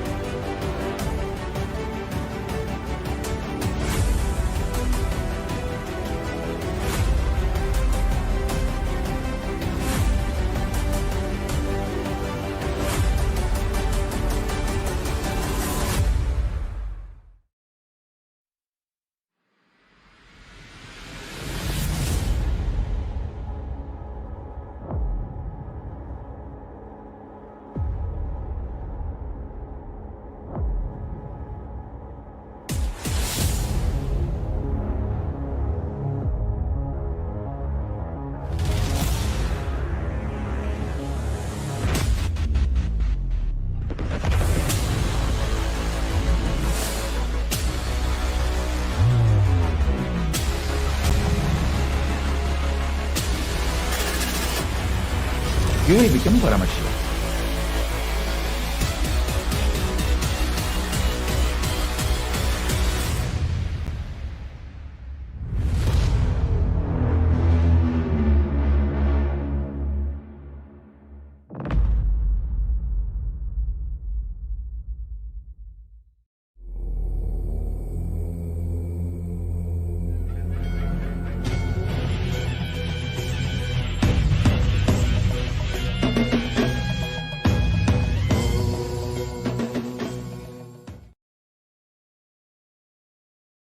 The Indian mass media cult and cinema industry, whether Bollywood or Dollywood or Bollywood or Sandalwood or all, the whole cinema industry in India, heavily funded by anti-Hindu elements, and they have successfully done the continuous hate speech at least for last 50 years.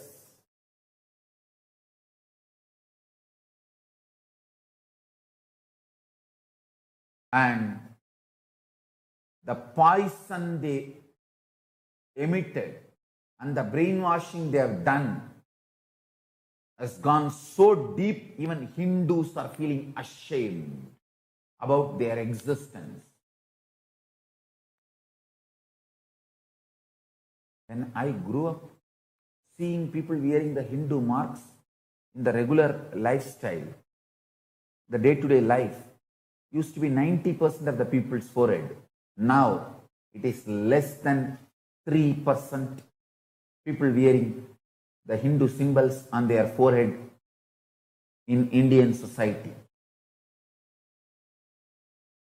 People are ashamed to show themselves as Hindus.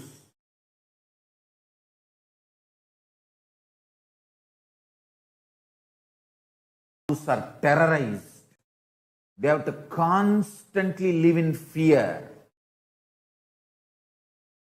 Hindus, wake up. Wake up. Just getting one job, getting married, 2 kids and 1 house and a good salary is not life.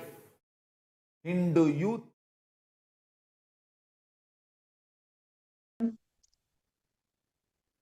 Yes, I hope all the viewers are having amazing, powerful cognitive shifts in the way we understand karma, in the way Yes. we understand. Ma Pranapriya, there is no audio. Nityananda. Yes. So, Nityananda, am I audible? Yes. Yes, I'm sure all of us are having amazing breakthrough in the way we understand karma, the way we understand life, and the way we understand the role of God in our lives. Today, all of us are going to be experiencing the Nijavatara, the Supreme Pontiff of Hinduism, Bhagavan Nityananda Paramashivam, as Bhikshadana Murthy, the 64 manifestations of Paramashiva, where he is going to carry his begging bowl out of his sheer compassion and love current for the whole of the humanity. He always showers more and more and more than what he receives. He is receiving our karma, our baggage, our incompletions in exchange with the ultimate possibility of living enlightenment. Today we saw what is karma and what are the techniques to overcome karma and what is the role of guru in this whole journey. So now we will take few minutes. I request audience to have 15 minutes of your time to internalize the following questions. These questions are going to deepen your understanding about your life and how you are going to manifest your reality by overcoming the karmic influences in your life. Joining with me is Sri Amrita Ayya.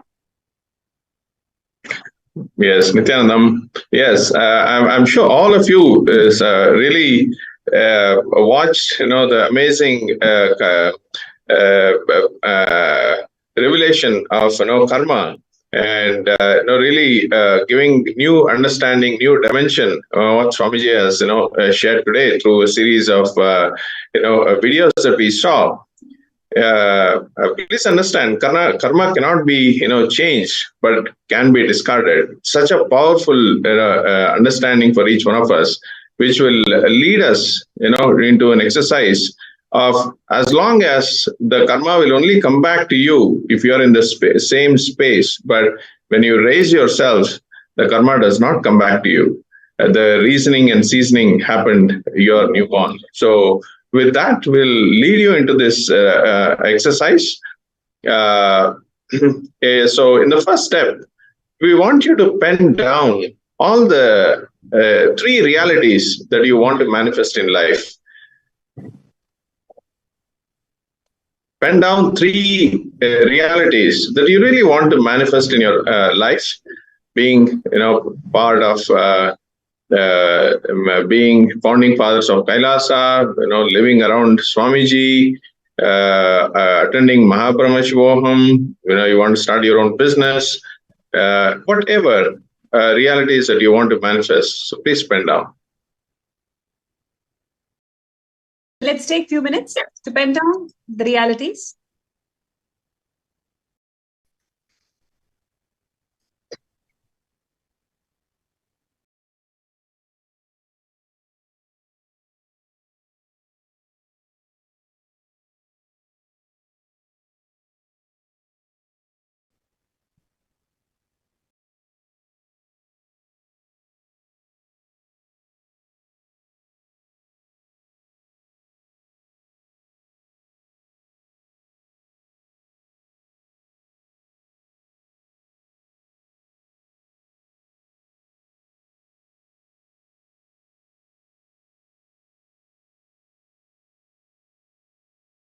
Yes.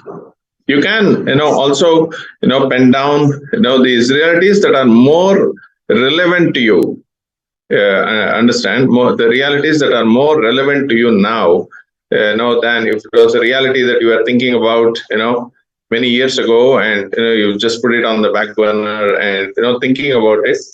That's one. That is one. But those, pen down those three realities that are relevant to you in your life right now. Yes. So in the next step, with to all those realities, what you have pen down, pen down all the impossibilities, despair, self-doubt, self-hatred, self-denial.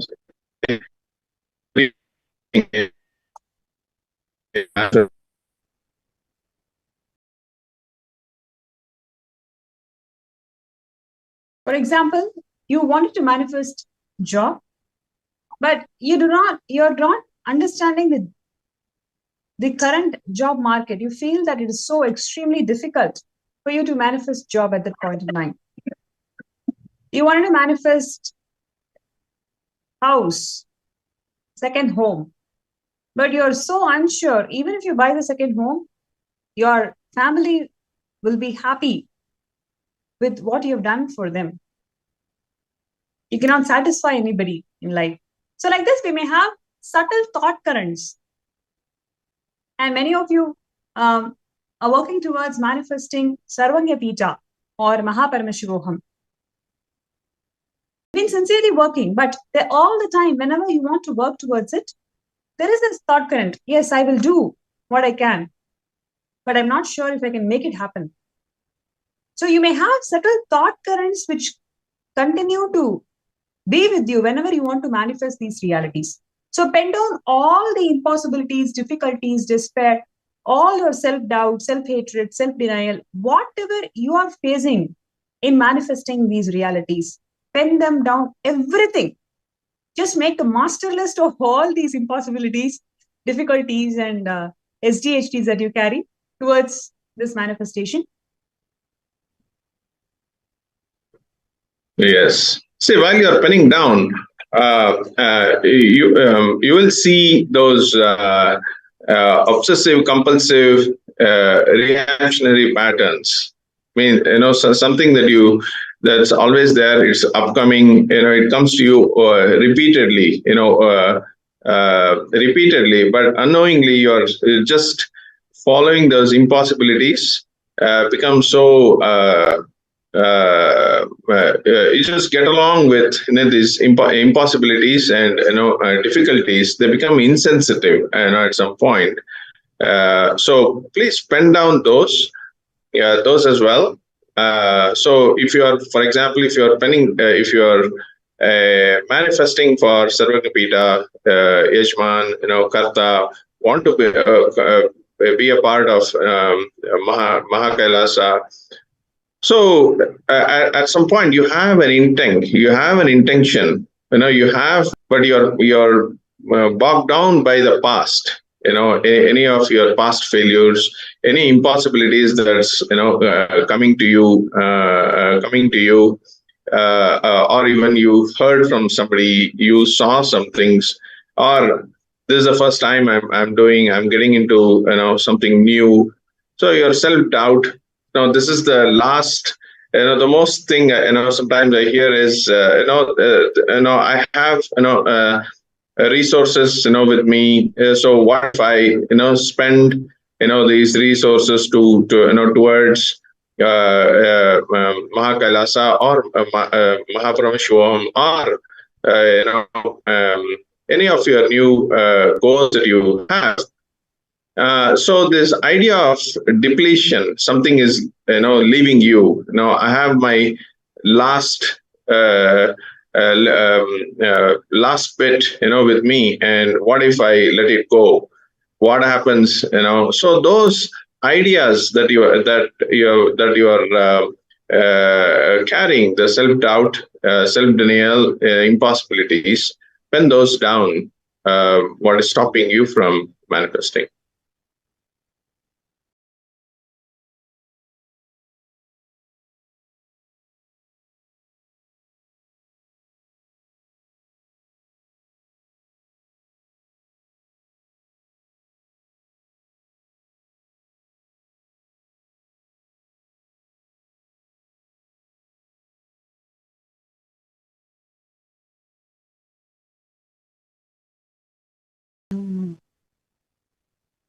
Yes,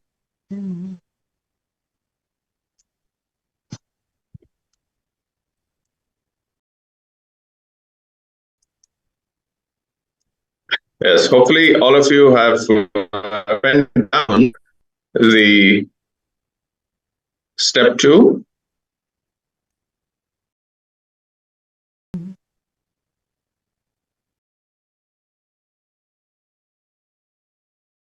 Let us go to the step 3.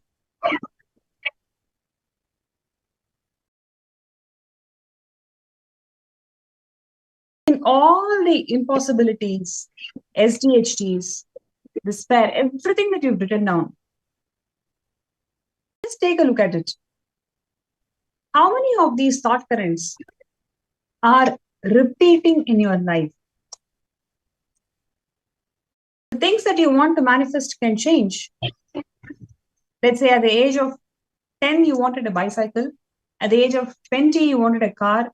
At the age of 30, you wanted to buy a home.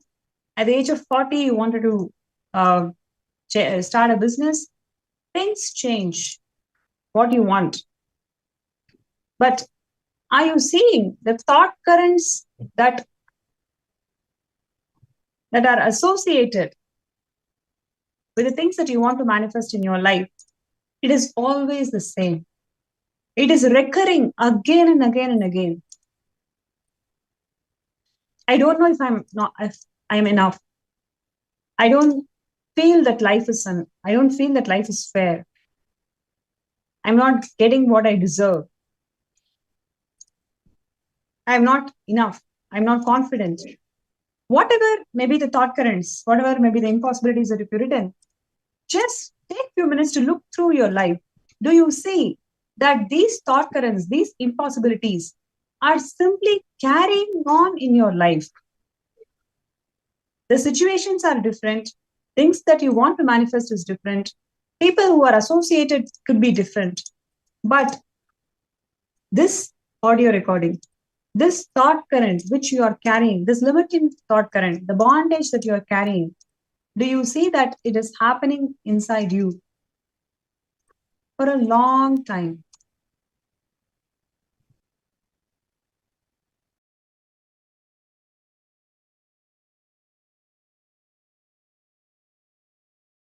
Yes. See, many of the times you may have many desires at different points in life.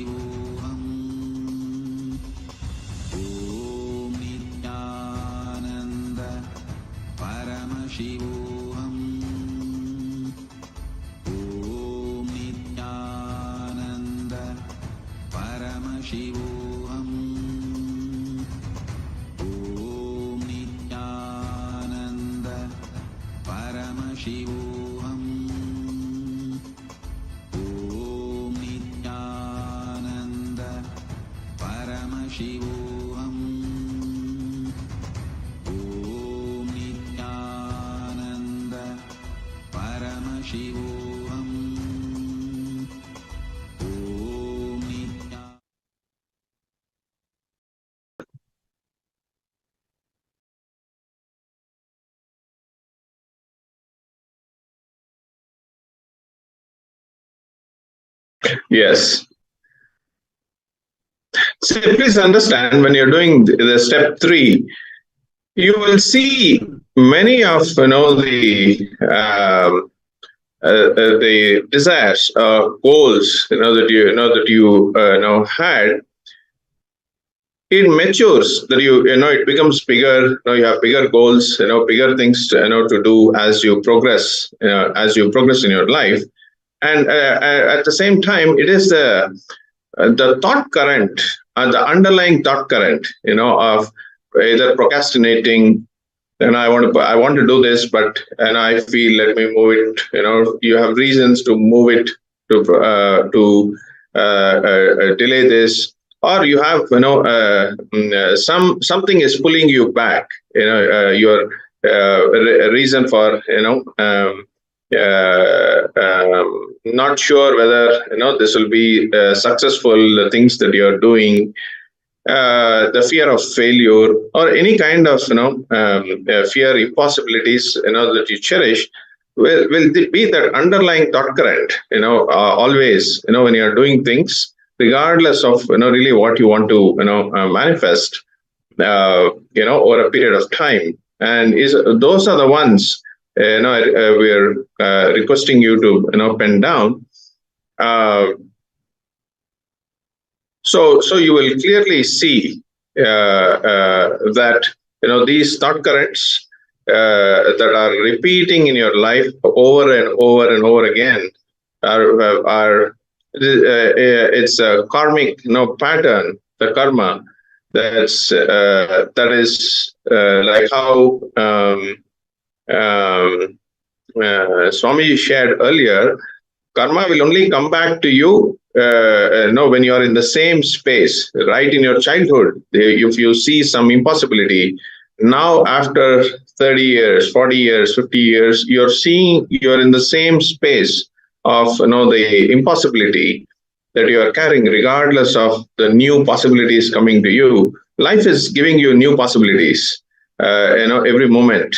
And when we are in the same space, again, the karma will come back to you, and only when you raise yourself, going beyond beyond reasoning and this seasoning out your thought currents, then the karma will not come back to you.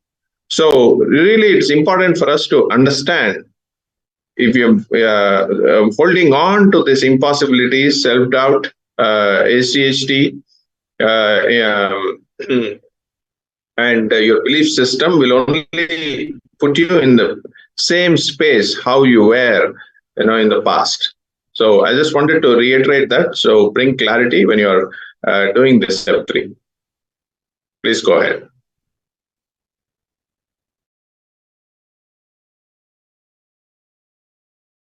So let's take a few minutes to finish step 3.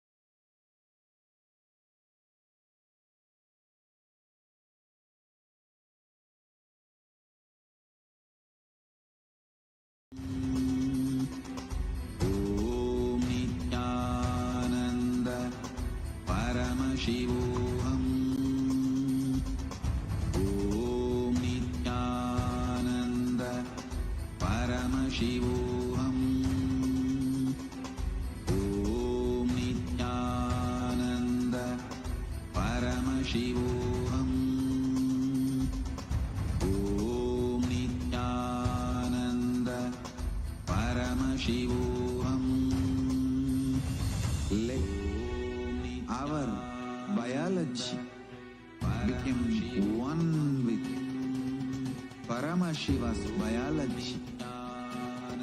Let macrocosm we carry become one with microcosm. Let the microcosm we carry become one with macrocosm of Paramashiva. Let our organism become one with Paramashiva's organism.